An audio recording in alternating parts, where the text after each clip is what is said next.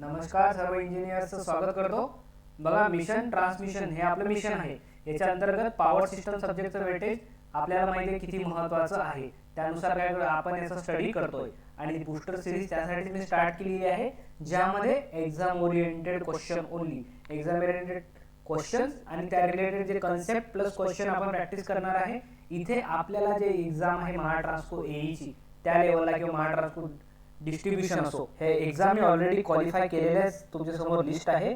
आणि माझ्या एक्सपिरियन्स मधून जे महत्त्वाचे टॉपिक आहेत आणि जो पॉइंट आपण सिली मिस्टेक करतो किंवा जो पॉइंट आपण कन्सिडर करत नाही कधी स्टडी करताना, ते पॉइंट सध्या मी कव्हर करतो या क्लासमध्ये। ओके, आपलं टेलिग्राम चॅनल आहे, हे चॅनल आपल्या यूट्यूब तर तुम्हाला माहितीच आहे। आणि माझं टार्गेट जे आहे 390 वॅकन्सी पैकी तुमच्यापैकी 90 लोक जे आहे ते सिलेक्ट झाले पाहिजे, हे माझं टार्गेट आहे। ओके, चला स्टार्ट करू। बूस्टर नंबर 4, 3 बूस्टर ऑलरेडी झालेले आहे, म्हणजे पॉवर सिस्टमचा बूस्टर 1, बूस्टर 2 आणि बूस्टर 3। आता हा बूस्टर नंबर 4 आहे।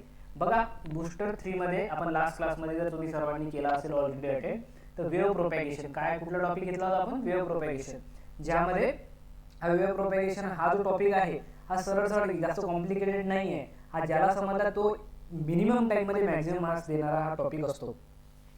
ओके, तर वेव्ह प्रोपॅगेशन मध्ये वेलोसिटी ऑफ वेव्ह प्रोपॅगेशन विचारतात, ट्रान्समिशन लाईन असो, केबल असो, त्याबद्दल डिटेल आपण स्टडी केला आहे, क्वेश्चन पण सॉल्व्ह केले। प्रोपॅगेशन कॉन्स्टंट आणि वेव्ह लेंथ, जे वेव्ह आहे ते वेव्हची वेलोसिटी, वेव्हचा प्रोपॅगेशन कॉन्स्टंट आणि वेव्हची वेव्ह लेंथ, याबद्दल आपण स्टडी केला। ऑब्जेक्टिव्ह जे एक्झाम ओरिएंटेड आहे ते आपण सॉल्व्ह केलेले आहेत। याचा फॉर्म्युला जो एक्झाम मध्ये डायरेक्ट विचारतात, आपल्या एईच्या एक्झाम मध्ये पण विचारतात, असं नका समजू एईची एक्झाम आहे असं काही विचारलेले आहे ऑलरेडी। देन नेक्स्ट जो आपला आवडीचा टॉपिक होता सर्ज इम्पेडन्सचा क्वेश्चन, जो रिपीटेटिव्ह वाला आहे, तो टॉपिक पण आपण त्यामध्ये कव्हर केलेला आहे।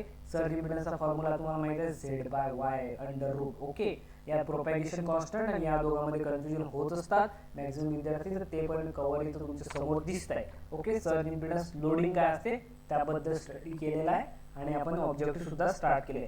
आता ही वेव्ह जी आहे, वेव्ह जे ट्रान्समिशन लाईन थ्रू ट्रॅव्हल होईल, त्यानंतर ते ट्रॅव्हल झाल्यानंतर वेव्ह प्रोपॅगेट झाल्यानंतर ती वेव्ह पुढे कुठे जाते, पुढे गेल्यावर काय होते तिचं, तर ते वेव्ह आता आपण त्याचा काय करणार आहोत, स्टडी करणार। ती वेव्ह रिफ्लेक्ट होते, वापस येते, की ते वेव्ह ट्रान्समिट होते, तर किती पर्सेंट ट्रान्समिट होते, कशी होते, त्याबद्दल कोएफिशियंट काय असतो त्याचा, रिफ्लेक्शन असो की ट्रान्समिशन असो, या सर्वांचे कोएफिशियंट बद्दल एक्झाम मध्ये विचारतात, तर तो आपण आता बूस्टर क्लासमध्ये घेणार आहे। आणि व्होल्टेज इम्प्रूव्हमेंट किंवा पॉवर फॅक्टर इम्प्रूव्हमेंट, तो पण एक छान टॉपिक आपण आता इथं समोर कव्हर करणार आहे। हे सर्वांना लक्ष द्या इकडे। बघा, हे ट्रान्समिशन लाईनवरती ज्यांनी मागचा क्लास बघितला आहे त्यांना काही सांगायची गरज नाही। हे ट्रान्समिशन लाईन आहे, याचा काय असतो, इम्पिडन्स असतो R+ आणि याचा एक ऍडमिटन्स असतो Y। ओके, इम्पिडन्स आणि ऍडमिटन्स इथे झालेला आहे। याच्यानुसार आपला जो हेडसीचा फॉर्म्युला आहे कॅरेक्टरिस्टिक इम्पिडन्स, आपण याच्यावर काय करतो, Z/Y करू, आपण एकाच ठिकाणी दाखवतो characteristic impedance of the line. याला आपण नॅचरल इम्पिडन्स सुद्धा, त्या ब्ल्यू कलरची पूर्ण ट्रान्समिशन लाईन आहे ही अर्थ आहे। ओके, तर आता जी वेव्ह आपण ट्रॅव्हलिंग करतो ती वेव्ह काय होईल, पहिले इन्सिडेंट होईल। तर जे इनपुटला या साईडला जे वेव्ह इन्सिडेंट होते, कुठली वेव्ह, जी वेव्ह प्रोपॅगेट होते ट्रान्समिशन लाईन मध्ये, ते जे इन्सिडेंट वेव्ह आहे, ओके, ती काय होते, ती वेव्ह आपल्याला ट्रान्समिट होते किंवा रिफ्रॅक्ट होते कुठे, लोड साईडला, कुठे, लोड एंडला जी वेव्ह आपल्याला जर भेटली, आता इन्सिडेंट झाली इथे। ओके, देन जे वेव्ह आपल्याला ट्रान्समिट होऊन आपल्याला लोड साईड मिळते त्यालाच काय म्हणतो आपण, ट्रान्समिटेड वेव्ह किंवा रिफ्रॅक्टेड। रिफ्रॅक्टेड म्हणजे थोडासा पार्ट रिफ्लेक्ट होऊन जो आपल्याला पास होऊन होते, म्हणजे आपल्या आउटपुट कडे जो जातो त्यालाच आपण काय म्हणतो, रिफ्रॅक्टेड म्हणतो किंवा ट्रान्समिटेड म्हणतो। आणि जे वेव्ह रिफ्रॅक्ट होत नाही, जे वेव्ह ट्रान्समिट होत नाही, मग ते काय होतात, इन्सिडेंट झालेली आहे, इथे लोडला तर काही मिळत नाहीये, तर त्या तशा वेव्ह काय होत असतात, रिफ्लेक्ट होत असतात। ओके, तर या दोघांचं जे समेशन आहे, incident plus reflected wave is equal to transmitted wave. एवढं जर तुम्ही लक्षात ठेवलं तर अर्धे जे फॉर्म्युले याच्या टॉपिक मधले ते लक्षात ठेवायची गरज नाही आहे। कसे, ते मी तुम्हाला ऑब्जेक्टिव्ह क्वेश्चन थ्रू ऑलरेडी सर्व क्लिअर करणार आहे। ओके, चला जायचं क्वेश्चन कडे। ओके, आता बघा, आता क्वेश्चन कडे जायच्या पहिले कॅरेक्टरिस्टिक इम्पिडन्स तुम्हाला समजलं, ZC आहे, इथं इन्सिडेंट वेव्ह इन्सिडेंट होणार या पार्टला, लोड साईडला आपल्याला मिळणार, आणि जर नाही मिळाली तर ते काय होणार आहे, रिफ्लेक्ट होणार आहे। ओके, तर अशा वेळेस आपला जो इलेक्ट्रिकल इक्विव्हॅलेंट साठी क्वेश्चन विचारतो, काय विचारतो, आपल्याला इलेक्ट्रिकल इक्विव्हॅलेंट माहिती पाहिजे। हे तर ट्रान्समिशन लाईन आपण काढली, इथे ट्रान्समिशन लाईन मध्ये काय ऑब्झर्वेशन आहे ते तुम्हाला मी सांगितलं, हे वरचं झालं. पण इथे इलेक्ट्रिकल इक्वायरमेंट जर तुम्हाला विचारलं तर इलेक्ट्रिकल इक्वायरमेंट काढायच्या वेळेस जर एखादी वेव्ह इथून ट्रॅव्हल करत असेल, एखादी इन्सिडेंट वेव्ह असेल तर इलेक्ट्रिकली त्या वेव्हला इथे काय घ्यायचं, इथे जेव्हा इलेक्ट्रिक सर्किट मी काढलंय बघा, हा इथे ZC आहे तुमचा आणि हा ZL आहे इथे लोड असो किंवा दुसरा कुठला इम्पिडन्स, हा लाईनचा इम्पिडन्स हा ZL लोडचा इम्पिडन्स असू शकते किंवा दुसरा आपण केबल घेतला समजा फॉर एक्झाम्पल केबल जोडला नंतर तर त्याचा इम्पिडन्स असू शकते किंवा केबल जेवढी आपण दुसरी लाईन जोडली, ट्रान्समिशन लाईन सेपरेट आपण जोडली तर ते Z त्या लाईनचा सुद्धा असू शकतो. ओके, तर हे आपण काय केलं, इक्विव्हॅलेंट स्ट्रक्चर बनवलं. हे नॅचरल इम्पिडन्स होता ZC ऑलरेडी.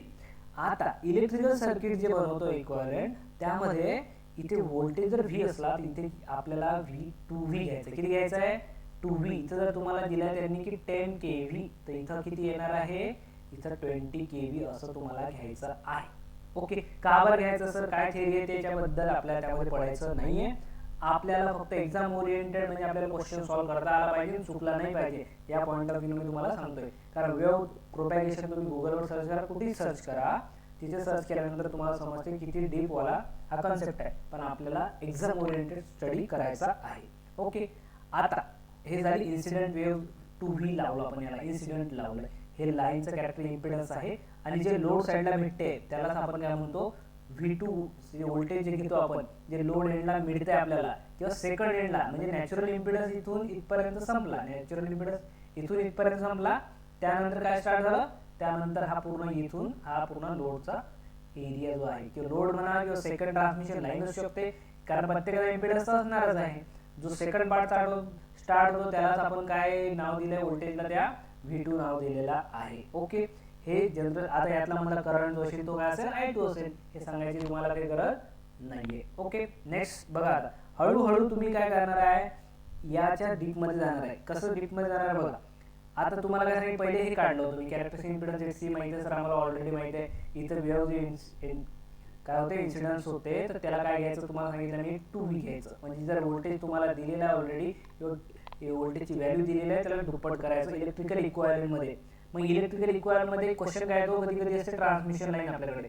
ट्रान्समिशन लाईन जे आता बघितलं मी, काय सांगितलं, एक ट्रान्समिशन लाईन म्हणजे हा पहिला पार्ट झाला ZC, त्यानंतर दुसरं लोड पण असू शकतो, केबल असू शकतो किंवा ट्रान्समिशन लाईन सुद्धा दुसरी असू शकते. त्याचा इम्पिडन्स इथं दाखवला तर तो आपल्याला याचा सिरीज सर्किट असा लूप टाइप आपल्याला बनवायचा आहे.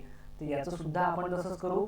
आता हा जो इथं स्ट्रक्चर काढलाय मी, हे काय केबल आहे, हे काय केबल आहे. या केबलचा एक Z केबल असं नाव देऊ शकता किंवा आता लोड नाहीये तर केबल जो आहे तो कुठेतरी टर्मिनेट होऊन एक लूप आपला बनत असतो, कुठेतरी टर्मिनेट होऊन हा लूप आपला इथं बनलेला आहे. त्या केबल न घेता एक दुसरा इम्पिडन्स म्हणून आपल्या कॅल्क्युलेशनसाठी आपण काय घेतो, याला ZL घेतो. ॲज अ लोड कन्सिडर करतो, पण आपल्याला लोड दिलेला आहे इथं नाहीये, फक्त आपल्याला केबल दिलेली आहे. म्हणजे ट्रान्समिशन लाईन मधून हा ही जी वेव्ह आहे ती केबल मध्ये ट्रॅव्हल करते. तर याला सिंपल एक बेसिक इलेक्ट्रिकल सर्किट लूप घ्यायचा. बेसिक नेटवर्क सर्वात पहिले का शिकवलं मी, मशीन पॉवर सिस्टमच्या आधी जर तुम्ही बघितलं नसेल तर आपल्या चॅनलवरती ऑलरेडी शिकवलंय. कारण त्याचेच कन्सेप्ट पॉवर सिस्टम मध्येच आहेत आणि त्याचे कन्सेप्ट मशीन मध्ये सुद्धा आहेत. तर बघितले नसतील तर पहिल्या तुम्ही काय करा, नेटवर्कचा स्टडी आपल्या क्लासवरती मॅक्झिमम कॉन्सेप्ट जे एक्झाम ओरिएंटेड आहे ते आपण घेतलेले आहेत. मग इथे काय म्हटलंय मी, आता V2 कुठे येणार आहे, V2 इथे येणार आहे. V2 काय सांगितलं की पहिली जिथं ट्रान्समिशन लाईन आपली संपती त्यानंतर जो दुसरा पार्ट आहे तोच आपला सेकंड पार्ट आहे. त्यालाच आपण जे व्होल्टेज काढतो ते सेकंडरी व्होल्टेज काढतो. किंवा हेच व्होल्टेज जर विचारलं तर तुम्हाला अंडरग्राउंड केबल साठी काढू शकता की हे जे वेव्ह इथून इन्सिडेंट झाली, इन्सिडेंट झाली तर त्यामध्ये किती समोर ट्रान्समिटेड झाली, ते झाली V2 ट्रान्समिटेड. ओके, हे ट्रान्समिटेड. मग आता V2 काढायचा आहे. मग इलेक्ट्रिकल इक्विव्हॅलेंट काढण्याचा काय अर्थ होता माझा बघा. आता इथं V2 काढायचा, तुम्हाला ट्रान्समिटेड वेव्ह आहे आणि जनरली जर तुम्हाला इनपुट, आता याला काय करतो मी असं ओके केलं, क्लोज. आता बेसिक इलेक्ट्रिकल तुम्हाला माहितीच आहे की जर इथे व्होल्टेज सोर्स असला 2 व्होल्ट, ओके 2 व्होल्ट नाही 2V आहे, ओके 2 आणि V ची व्हॅल्यू काही पण असू शकते. सो इथं जर तुम्हाला ZL आहे आणि ZC दिलेला आहे, तुम्हाला जर विचारलं की या केबल मध्ये जे वेव्ह ट्रॅव्हल होईल की त्याचं व्होल्टेज किती असेल तर ते व्होल्टेज काय असेल, तेच व्होल्टेज V2 असेल. मग याला असं उभं न दाखवता तुम्हाला माहिती आहे की हे क्लोज सर्किट आहे तर ही व्होल्टेज ड्रॉप जो आहे, व्होल्टेज काय होईल, दोघांमध्ये डिवाइड होईल. म्हणजे काही व्होल्टेज याच्या अक्रॉस ड्रॉप होईल ZC च्या अक्रॉस, काही व्होल्टेज झेडएलच्या अक्रॉस म्हणजे समेशन ऑफ व्होल्टेज ड्रॉप किती असते 0 होऊन जाते. तर मग इथे सिम्पली काय करतो आपण केव्हीएल लूप लावल्यापेक्षा आपल्याला तुम्हाला सर्वांना माहिती आहे व्होल्टेज डिव्हिजन रूल. सिम्पली जर आपल्याला झेडएलच्या अक्रॉस व्होल्टेज लागत असेल तर व्होल्टेज डिव्हिजन रूल काय असते, जर तुम्हाला V2 पाहिजे, V2 म्हणजे झेडएलच्या अक्रॉस केबलच्या अक्रॉस व्होल्टेज म्हणजे त्यामधून जाणारी वेव्ह पण म्हणू शकतो त्याला ॲज अ पॉवर सिस्टमच्या लँग्वेजमध्ये. सो काय येणार आहे सर, ज्यामध्ये विचारलं व्होल्टेज डिव्हिजन काय असेल सेम अपॉन सेम म्हणजे ज्यामध्ये विचारलं सर अपॉन सम ZL प्लस ZC जो कॅरेक्टर इम्पिडन्स इंटू काय असते इथे टोटल व्होल्टेज. सर जे व्होल्टेज टोटल व्होल्टेज 2V आपल्याला काय करायचं इथे, येस 2V आपल्याला या दोघांमध्ये व्होल्टेज डिवाइड करायचा आहे. हा झाला तुमचा व्होल्टेज रिफ्रॅक्टेड किंवा व्होल्टेज ट्रान्समिटेडचा फॉर्म्युला सरळ. आता कोएफिशियंट ऑफ व्होल्टेज रिफ्रॅक्शन जेव्हा विचारतात कोएफिशियंट म्हणजे काय करावं लागेल, हा जो V आहे तुमचा इथे आलेला याला या साईडला घ्यावं लागेल. म्हणजे काय येणार फॉर्म्युला बघा V2 अपॉन V याला इकडे शिफ्ट करून घेतला आपण. बाकी जो कंपोनंट उरला आहे जसं तुमचा काय उरलाय 2 उरला होता वरती इथे आणि हा ZL आहे वरचा upon ZL plus ZC. Coefficient off voltage refraction म्हटलं V2 आला म्हणजे हा रिफ्रॅक्टिव्ह आहे म्हणजे ट्रान्समिटेड झालेला हा लोडला किंवा या ट्रान्समिशन लाईन मधून ट्रान्समिट झालेला जो दुसऱ्या एंडला मिळाला त्यालाच आपण काय म्हणतो V2 म्हणतो. ओके, आता बघा नेक्स्ट हळूहळू काय करतो आपण एक एक कन्सेप्ट आणि याच्यावरती आपण प्रॉब्लेम पण सॉल्व्ह करणार आहे, त्याबद्दल काही डाऊट नाही आहे. नेक्स्ट कडे जर गेलो तर आता जर तुम्हाला एक कोएफिशियंट विचारले तर एवढे सारे फॉर्म्युला हा टेबल जर मी स्क्रीनशॉट काढून घ्या वाटलं तर, पण या फॉर्म्युल्यापैकी मिनिमम फॉर्म्युला आपण यूज करणार आहे. आता हा कोएफिशियंट ऑफ रिफ्रॅक्शन तुम्हाला ऑलरेडी सांगितलं, जस्ट बघितलं तुम्ही काय बघितलंय V2 बाय V आणि हा 2ZL upon ZL plus ZC already हा तुम्ही हा फॉर्म्युला इथे बघितला आहे. असेच बाकीचे फॉर्म्युले सुद्धा डिराइव्ह झाले आहे. मग प्रत्येक यूज करायचे का नाही करायचे, कुठले यूज करायचे काय नाही करायचे हे तुम्हाला सांगणार आहे. टेबल मॅक्झिमम विद्यार्थ्यांकडे तुमच्याकडे ऑलरेडी असणारच आहे, पण याचा मग प्रत्येक वेळेस रट्टा मारायचा का, काय करायचं, कसं लक्षात ठेवायचं. आता तुम्हाला हे तर समजलं की व्होल्टेज रिफ्रॅक्शन काय. आता जर तुम्हाला विचारलं मी करंट रिफ्रॅक्शन, तर बघा आता करंट रिफ्रॅक्शनला कसं करतोय मी. करंट रिफ्रॅक्शन विचारला तर काय करायचं, इलेक्ट्रिकल इक्विव्हॅलेंट सर्किट जे आहे बेसिक तुम्हाला माहिती आहे इलेक्ट्रिकल इक्विव्हॅलेंट सर्किट कसं होतं याचं. सर हे ओके हे तर सोपी आहे सर आम्हाला जमते, ठीक आहे बघू आपण तुम्हाला जमते का. आता हे 2V आहे, त्यानंतर तुम्ही इथे व्होल्टेज घेतलेलं आहे, काय घेतलं तुम्ही इथे, यस इथे घेतलं तुम्ही ZC आणि देन इथे काय केलं आहे, इथे आता आपण काय करतो ZL घेतलंय. काय केलं आपण इथे ZL केलं. यानुसार काय केलं आपण एक सिंपल लूप लावला होता, याच्या अक्रॉस व्होल्टेज होतं V2. आता याला जर करंटच्या फॉर्म मध्ये कन्वर्ट करायचं आहे तर आपण काय करू शकतो, आपल्याला V2 काढायचा आहे.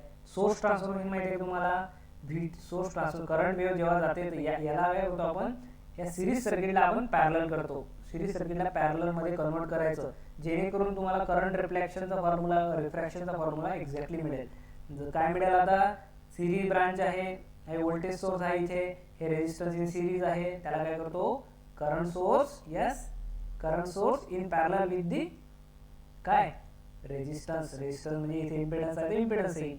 आणि ऑलरेडी हा V2 जो आहे या साईडचा ZL जसा तसा त्याला आपण छेडखानी नाही केली आहे, तो जसाच्या तसाच आहे. हा ZL आहे आणि याच्या अक्रॉस काय येईल व्होल्टेज V2 येईल याच्या अक्रॉस व्होल्टेज. पण आपल्याला जर काय विचारतात लोड म्हणला करंट विचारतात, आपल्याला विचारतात I2. आता V2 माहिती आहे तुम्हाला, पण I2 काढायचा असला तर सिम्पली तुम्ही काय करू शकता, इथं 2I येते, इथं जर तुम्ही V/Z केलं तर 2I आणि हा ZC ॲज इट इज तुमचा, कारण की तो थोडी चेंज होत असते सोर्स ट्रान्सफॉर्मेशन मध्ये झालं. मग आता जर तुम्हाला करंट रिफ्रॅक्शनचा फॉर्म्युला विचारला तर करंट डिव्हिजन रूल तुम्हाला सर्वांना येतेच. I2 पाहिजे तुम्हाला, I2 इज इक्वल टू काय असते, I2 मध्ये काय वरती घेणार आहे तुम्ही, करंट डिव्हिजन मध्ये काय करतो आपण पॅरलल जर दोघं असले जसं ZC आहे आणि ZL आहे पॅरलल असले तर आपण काय करतो ज्या ब्रांच मधला पाहिजे त्याच्या अपोजिट वाला वरती घेत असतो. म्हणजे इथे घेईल मी वरती ZC अपॉन अपोजिट अपॉन सम, दोघांची सम काय ZC प्लस ZL. झालं का सॉल्व, झालं का आन्सर, नाही. हा टोटल करंट डिवाइड करायला लागतं ना, म्हणून 2 इंटू I आपल्याला टोटल करंट इथे करायचं आहे. आता जर तुम्हाला विचारलं कोएफिशियंट ऑफ रिफ्रॅक्शन, हे तुम्हाला रिफ्रॅक्टेड करंट विचारलं तर डायरेक्ट काढू शकता. असं याला कॉम्प्लेक्स त्यांनी अशी लँग्वेज जे पॉवर सिस्टमची जर यूज करणार तुम्ही तर थोडं टिपिकल वाटेल. आपण त्याला as a network point of view समजून जर केलं तर आन्सर करेक्ट पण येणार आहे आणि कमी टाइम मध्ये येणार आहे. जास्त कॉम्प्लेक्सिटी मध्ये जायचं नाही, आपल्याला एक्झाम क्रॅक करायची आहे. ओके, सो आता कोएफिशियंट जर विचारला तर I2 काय करणार आहे, कोएफिशियंट साठी I राहणार आहे याच्यामध्ये नाही, कारण कोएफिशियंटला कुठलं युनिट नसतं. ओके, सो इथं आय आपण हा खाली घेतला, इकडे आय होता, म्हणजे उरलं काय आपल्याकडे फक्त तुमच्याकडे 2zc upon zc plus zl plus zc जे काय खाली जे तुम्हाला जसं तुम्हाला सिक्वेन्स लावायचा तसं आपण लावू शकतो. ओके, हा कसा झाला रिफ्रॅक्टेड करंट आणि कोएफिशियंट ऑफ रिफ्रॅक्टेड करंटचा हा फॉर्म्युला झाला. दोन्ही फॉर्म्युला आपण डिराइव्ह केलेले आहेत आणि कसे केले एकदम सिंपल आहे. आणि आता जो नेक्स्ट टॉपिक जो आहे आपला, हे जे फॉर्म्युला आहे हा फॉर्म्युला आपण जस्ट काय केलाय हा डिराइव्ह केलाय. फॉर्म्युला तुमचं चुकणार केव्हा नाही, जेव्हा तुम्हाला बेसिक जर लूप समजत असेल तर तुम्हाला हे दोन फॉर्म्युला रट्टा मारायची काही गरज नाहीये. आणि याचा काय यूज आहे, याचा न्यूमेरिकल एक्झाम मध्ये भरपूर वेळा विचारलेला आहे रिफ्रॅक्टेड वर.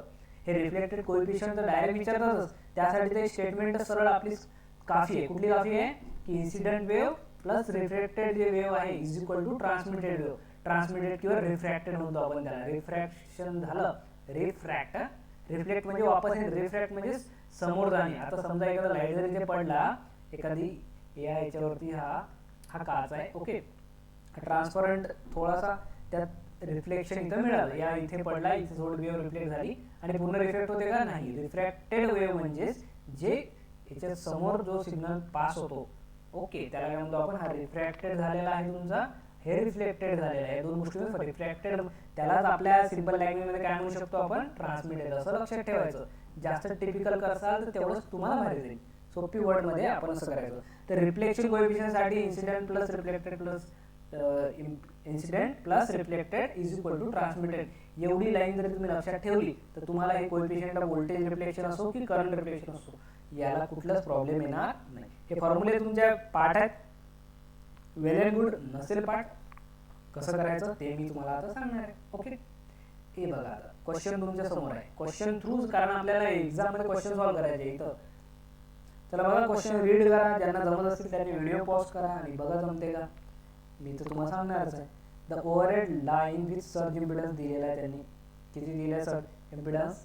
सर्ज इम्पिडन्स म्हणजे तो झेडसी ची व्हॅल्यू तुम्हाला ऑलरेडी दिलेला आहे, 400 दिलेला आहे. टर्मिनेटेड थ्रू रेजिस्टन्स आर दिलेला आहे, एक रेजिस्टन्स आर आहे. इथं काय सर्ज इम्पिडन्स दिलेला आहे तुम्हाला, ओके, हे लाईनचं किती दिलेलं आहे 400. आणि टर्मिनेटेड थ्रू म्हणजे इथलं इम्पिडन्स तुम्हाला जे दिलेलं आहे इथं आर दिलेला आहे, याची व्हॅल्यू काही दिलेली नाही. Surge travelling over the line does not suffer any reflection. इथे कुठलं रिफ्लेक्शन होत नाहीये. म्हणजे काय होतंय, रिफ्लेक्शन होत नाहीये तर कन्सेप्ट लक्षात घ्या. हे जे इन्सिडेंट वेव्ह आहे आपली, हे जे इन्सिडेंट वेव्ह प्लस आपण reflected wave is equal to transmitted म्हणतो, बरोबर आहे. आता रिफ्लेक्शन इथं काय आहे, रिफ्लेक्शन 0 आहे. रिफ्लेक्शन 0 आहे म्हणजे इन्सिडेंट जेवढा आहे, इन्सिडेंट कुठं होत आहे, ट्रान्समिशन लाईनवर होत आहे. ट्रान्समिशन लाईनचा जेवढाही इम्पिडन्स आहे तेवढाच इम्पिडन्स कसला असला पाहिजे, जो ज्या लाईन मध्ये ट्रान्समिट होते. कुठे ट्रान्समिट होतो, लोडला, तर त्याचा इम्पिडन्स काय असायला पाहिजे, सिमिलर टू झेडसी असायला पाहिजे. म्हणजे हा जर 400 आहे तर इथला सुद्धा 400 असायला पाहिजे. आणि यालाच काय म्हणतो आपण, when the surge impedance is equal to the load impedance किंवा load impedance is equal to surge impedance जर असला त्यावेळेस आपण एक वर्ड यूज करतो, फ्लॅट लाईन. काय यूज करतो, फ्लॅट लाईन. जेव्हा जो झेडएल असतो, ZL is equal to ZC जर असला देन मी म्हणतो फ्लॅट लाईन. फ्लॅट लाईनला काय असते, जे पण तुम्ही सप्लाय दिला, इन्सिडेंट वेव्ह जे काही त्यामध्ये तयार झाली ते पूर्णचे पूर्ण फ्लॅट काय करते, पूर्णचे पूर्ण ट्रान्समिट होऊन जाते. म्हणून त्याला म्हणतो आपण फ्लॅट लाईन. जर काही पार्ट रिफ्लेक्शन झाला त्याला आपण फ्लॅट लाईन म्हणत नाही. फ्लॅट लाईनची एकच कंडिशन आहे की रिफ्लेक्शन जे आहे ते 0 पाहिजे. काय पाहिजे, रिफ्लेक्टेड 0.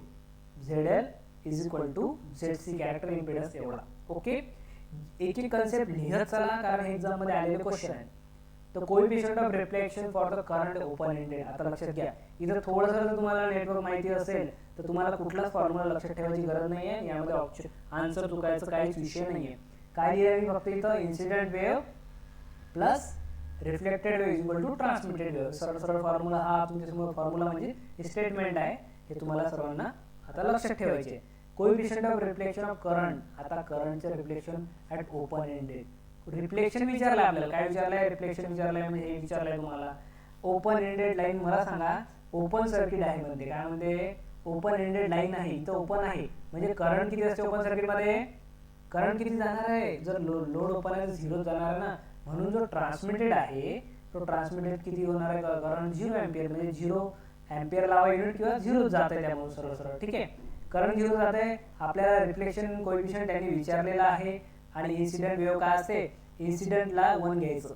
इन्सिडेंटला 1 घ्यायचं म्हणजे 1 इन्सिडेंट झाला, पण ट्रान्समिट किती झाला 0 झाला. ट्रान्समिट वेट म्हणजे लोडला किती मिळाला 0. का बरं मिळाला? कारण ओपन सर्किट होतं म्हणून. म्हणजेच मग आता ते इन्सिडेंट झाल्यावर जाणार कुठं, ते रिफ्लेक्टेड बॅक होईल. तर मग आरची व्हॅल्यू काय ते आरची value R is equal to 0 आहे इकडे, आणि 1 इकडे गेल्यानंतर -1, म्हणजे reflection coefficient for the current is -1. Sir हे आता मला नाही समजलं, तुम्ही फॉर्म्युला लक्षात घ्या. फॉर्म्युला लक्षात ठेवा. कुठला फॉर्म्युला आपला ZL - ZC upon ZL plus ZC. याला साइन मायनस असते, कोएफिशियंट ऑफ करंट रिफ्लेक्शन साठी इथे मायनस साइन असते, आणि व्होल्टेज साठी तिथे पॉझिटिव्ह साइन असते. आता मायनस आहे, ओपन सर्किट विचारले त्यांनी. ओपन सर्किट लाईन म्हटलं की इम्पिडन्स किती येते, इन्फायनाइट येतो. इथे इन्फायनाइट होते, खाली पण इन्फायनाइट होते. इन्फायनाइट याला 1 जातो म्हणून -1 येतो. फॉर्म्युला तसा लक्षात ठेवणे, किंवा हे असं जर लक्षात ठेवलं तुम्ही तर तुम्हाला कुठल्या फॉर्म्युला लावायची गरज नाहीये. व्होल्टेज असो किंवा करंट असो, ट्राय करा 1-2 वेळा. कारण मी पण फॉर्म्युला लक्षात ठेवून बघितले. कधी कधी काय करतो आपण की वरती मायनस आहे की खाली मायनस आहे हे विसरतो, किंवा कधी काही विद्यार्थी काय करतात ZL × ZC करतात, आपण ZL प्लस ZC करतात. मग अशा वेळेस काय होते की आपला आन्सर चुकू शकते. ही एक स्टेटमेंट लक्षात ठेवून सोपी की हे सोपी, हे डिसाइडेड कोण करणार आहे, हे तुम्ही स्वतः डिसाइड करणार आहे. ओके, चला नेक्स्ट क्वेश्चन बघा. The coefficient of reflection off voltage short circuit line मध्ये, म्हणजे शॉर्ट सर्किट झाली, लोड काय झाला शॉर्ट सर्किट. आता ही आली लाईन आपली, आणि इथे काय झालं, इथे शॉर्ट सर्किट झालेला आहे. एंडला काय झालंय, इथे शॉर्ट सर्किट झालंय.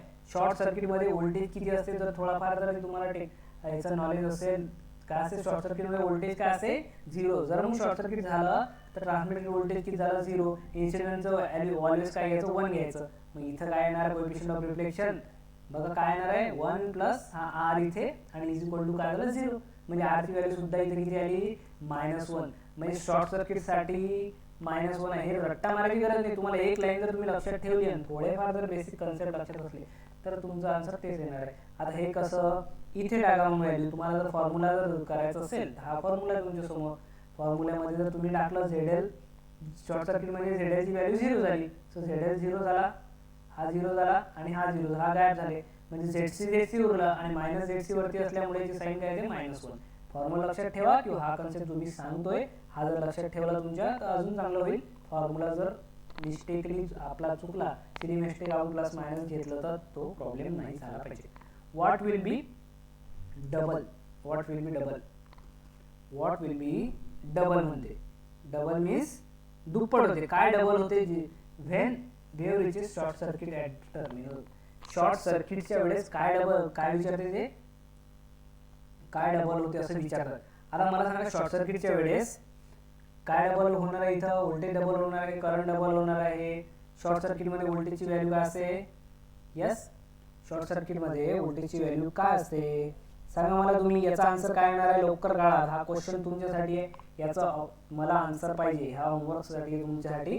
याचा आन्सर तुम्ही कमेंट करा की आता काय फॉर्म्युला यूज करा, नाही ही स्टेटमेंट यूज करा. याचा आन्सर सांगा मला की कुठली जी व्हॅल्यू आहे ती डबल होते. Okay clear. नेक्स्ट क्वेश्चन कडे जातो. आता हा क्वेश्चन एक्झाम मध्ये न्यूमेरिकल जर आले तुमच्या इन केस तर असा क्वेश्चन राहतो, आणि ऑलरेडी क्वेश्चन एक्झाम मध्ये आलेले चांगले IAS मध्ये एक्झाम मध्ये आलेले आहेत, PSC च्या एक्झाम मध्ये येतो क्वेश्चन, आणि आपल्या एक्झाम मध्ये सुद्धा येऊ शकतो. जर एक्झाम मध्ये न्यूमेरिकल पॉइंट ऑफ व्ह्यू विचारला तर हा क्वेश्चन ठरलेला आहे. जसं सर्ज इम्पिडन्स ठरलेला आहे, सर्ज इम्पिडन्स लोडिंग ठरलेला आहे, इन्सुलेशन रेजिस्टन्स ऑफ केबल ठरलेला आहे, कोरोना लॉस, बंडल कंडक्टर, ह्या ज्या गोष्टी आहेत ठरलेल्या जातात ते येतातच. ग्लुकोज रिले जो आला म्हणजे आलाच, कारण की पॉवर सिस्टम ट्रान्सफॉर्मर मध्ये हार्ट असतो तर ते क्वेश्चन त्या टाइप मध्ये हा एक सुद्धा क्वेश्चन आहे. इथे काय करायचं बघा, इथे क्वेश्चन रीड करा, आणि ज्यांना जमत असेल त्यांनी व्हिडिओ पॉज करून याचा आन्सर काढा. तर कन्सेप्ट इथे तुमच्या समोर कन्सेप्ट ऑलरेडी शिकवलाय, पुन्हा सोल्युशन मध्ये इथे काढलाय. व्हिडिओ पॉज करणे, आन्सर काय ते बघणे. आता ओव्हरहेड ट्रान्समिशन हे सर्ज इम्पिडन्स म्हणजे कॅरेक्टर इम्पिडन्स इलेक्ट्रिकल सर्किट मध्ये इथे दाखवू शकतो, किंवा तुम्हाला जर ट्रान्समिशन लाईन मध्ये दाखवायचं असलं तर इथे दाखवा तुम्ही, काही विषय नाही यामध्ये. Okay clear. देन काय म्हणते, इज कनेक्टेड टू हे काय होती लाईन होती, line connected to short line cable. इकडे छोटीशी केबल लावली आहे, त्याचा इम्पिडन्स किती दिलाय, केबलचा 100 दिलेला. ओके सर तुम्ही सांगितलं होतं की फक्त 20 ते 60-80 पर्यंत राहते, तर 100 आहे. तर हे न्यूमेरिकल पॉइंट ऑफ व्ह्यू आहे, लक्षात ठेवायचं. तसं आपले 20 ते 60-80 पर्यंत राहतो, पण ट्रान्समिशन लाईन पेक्षा हे केव्हाही कमीच राहतो. जर तुमच्याकडे 2 इम्पिडन्स दिलेले आहे तर कन्फ्यूज व्हायचं नाही, जो कमीवाला आहे तो केबलचा असणार आहे, जर इन केस तिथं क्लिअरली व्हिजिबल नसलं. कारण कसं आहे, as a engineer point of view तुम्हाला विचार करायचा आहे. तुम्ही असं नाही म्हणू शकत क्वेश्चन रॉंग आहे, तिथं स्पेसिफाईड नव्हतं. तर असं होऊ शकते की एखाद्या वेळेस तुम्हाला 2 इम्पिडन्स दिलेला आहे, केबलचा कुठला आहे ते तुम्हाला सांगता आलं पाहिजे. ओके, हे इम्पिडन्स दिलेलं आहे आणि यामध्ये एक रेक्टँग्युलर वेव्ह जे आहे ते काय होत आहे, ट्रॅव्हल्स करत आहे. Okay, 40 kilo volt. आता 40ला डायरेक्ट घ्यायचं का नाही, याला काय घ्यायचं, 2V घ्यायचं. काय घ्यायचं आहे, 2V घ्यायचं. 2V म्हणजे 2 आणि V किती दिलं आहे, व्होल्टेज किती केव्हीचे आहे ते 40. तर याचं काय येणार आहे, 80 केव्ही. किती येणार आहे, 80 केव्ही आले. आपल्याला काय विचारलं पुढे question, then the voltage wave traveling from the junction overhead line to the cable towards the cable. बघा, हे इथपर्यंत जे होतं ट्रान्समिशन लाईन होती आणि या पॉईंट नंतर जे व्होल्टेज आता त्यांनी विचारलंय आपल्याला म्हणजे V2 विचारलंय. कारण हा काय आपला केबल आहे. तुम्हाला सांगितलंय इथं लोड इम्पिडन्स असो की दुसरा केबल असो, दुसरी लाईन असो, काही असो, आपल्याला ॲज अ त्याचा सर्किटमध्ये त्याला दुसरा इम्पिडन्स घेणं आहे. सिंपल लूप आहे. आता तुम्हाला व्होल्टेज जर तुम्हाला V2 काढायचा आहे तर व्होल्टेज डिव्हिजन रूल लावण्यापासून तुम्हाला कोण वाचू शकते का, कोणीच नाही वाचू शकत. फक्त ते लक्षात आलं पाहिजे तुमच्या. सो V2 विचारलाय त्यांनी, सिम्पली काहीच नाही क्वेश्चनमध्ये पडलेलं. V2 विचारलेला आहे तुम्हाला माहिती आहे याच्या अक्रॉस जर आपल्याला व्होल्टेज पाहिजे तर त्याचाच इम्पिडन्स वरती घ्यायला लागेल. म्हणजे ZL घेतो मी तुम्हाला समजायसाठी, केबलचा जो आहे ZL घेतो. ZL upon ZL plus ZC. तुम्हाला माहिती आहे व्होल्टेज डिव्हिजन रूल सांगायची गरज नाही, into total voltage. Total voltage किती आहे आपलं, 2V आहे. याला व्हॅल्यू इथं पुट करा आणि पटकन आन्सर काढा. ZL किती आहे, यस ZL म्हणजे केबलचा इम्पिडन्स जो 100 आहे. खाली दोघांची ॲडिशन जर केली आपण तर 400 अधिक 100. आता या छोट्या छोट्या गोष्टी आपण तुम्हाला इंजिनियर लोकांना सांगायची गरज नाही, कॅल्क्युलेशन पटापटा करून घेता. इंटू 2 अँड 2 40, 2 गुणिले 40 म्हणजे इथं डायरेक्ट 80 लिहून टाकतो मी. 2V म्हणजे इथं ऑलरेडी केलेला 80. आता बघा किती येते, हे 100 आहे, खाली 500 म्हणजे 5चा भाग जातो, 80 भागिले 5 जर केलं तर किती आन्सर येते तुम्ही सांगा आणि ऑप्शनमध्ये कुठला आहे बघा. ओके, आणखी तुमचे काही डाऊट असले तर आपल्या टेलिग्राम ग्रुपवरती तुम्ही डायरेक्टली मला क्वेश्चन सेंड करा आणि काही क्वेश्चन तुम्ही टेलिग्रामवर विचारू शकता. Okay, next rectangular wave. Question तोच आहे, क्वेश्चनची लँग्वेज बदलली. इथे पण रिफ्लेक्शन कोएफिशियंट आहे पण सरळ नाही विचारलं. असा क्वेश्चन दिसते आपल्याला एक्झाममध्ये आणि आपण डोके विचार करत बसतो असं काय. तर अशा क्वेश्चनसाठी ऑलरेडी या क्वेश्चनमध्ये काय विचारलंय, असा लँग्वेज थोडीशी फिरून विचारली होती की रेक्टँग्युलर व्होल्टेज वेव्ह जर व्होल्टेज वेव्ह विचारले तुम्हाला तर व्होल्टेज वेव्ह जर आली याच्यामध्ये आणि फार एंड काय केलं, शॉर्ट सर्किट केलेला आहे. म्हणजे सरळ असा क्वेश्चन आहे, इन्सिडेंट वेव्ह झालेली आहे, फार एंड जर तुमचा शॉर्ट सर्किट झालेला आहे. आता शॉर्ट सर्किट झाला तर तुम्हाला कोएफिशियंट काय विचारलंय याच्यामध्ये की वेव्ह रिफ्लेक्टेड बद्दल ऑप्शनमध्ये इथं विचारलेलं आहे. रिफ्लेक्टेडचे तुम्हाला फॉर्म्युले माहिती आहे. फॉर्म्युला जर यूज केला समजा करंट रिफ्लेक्शन जर तुम्हाला विचारलं तर करंट रिफ्लेक्शनचं काय, ZL minus ZC upon ZL plus ZC. आता इथे याची साईन काय मायनस आहे, याची साईन काय असते मायनस असते करंट याच्यासाठी. इथे जर तुम्ही व्हॅल्यू पुट केल्या तर ZL जर तुमचं शॉर्ट सर्किट म्हणते ZL ची व्हॅल्यू 0 घ्यायची. 0 जर इथे तुम्ही टाकले तर तुमचा आन्सर काय येते, हा मायनस होता ऑलरेडी बाहेरच आहे पण 0 टाकला तर आतमध्ये काय येते, फक्त उरते काय तुम्हाला इथं ZC आणि ZC. तर हे -1 आतमध्ये सांगितलं म्हणजे याचं करंटचं रिफ्लेक्शन काय होते, पॉझिटिव्ह 1 होते. करंट काय होते इथं रिफ्लेक्शन पॉझिटिव्ह 1. तर करंट वेव्ह काय होईल, पॉझिटिव्हली रिफ्लेक्टेड होईल आणि याचाच उलट काय होईल, व्होल्टेज वेव्ह जर तुम्ही टाकली तर व्होल्टेजचा फॉर्म्युला यूज केला तरी तुमचा आन्सर काय येणार आहे, -1 येणार आहे जेव्हा व्होल्टेजचा यूज करणार. आता या पॉईंट ऑफ व्ह्यू जर हे जे मी स्टेटमेंट सांगितलं आहे याचा कसा यूज होईल की करंट इन्सिडेंट झाला, यस 1 घेतला आपण त्याला, करंट जो आहे तो पूर्ण शॉर्ट सर्किटमध्ये काय होईल, फुल ट्रान्समिट होईल. आणि करंट किती ट्रान्समिट होत असतो, 2 किती आहे घेतो आपण इन्सिडेंट करंट 2A. तो पूर्ण जो आहे तो 2A ट्रान्समिट होणार आहे. म्हणजे 2 आन्सर येण्यासाठी रिफ्लेक्टेड वेव्हचा कोएफिशियंट काय असायला पाहिजे, 1 असायला पाहिजे. जेणेकरून 1 + 1 काय होईल आपला इथं 2 होईल.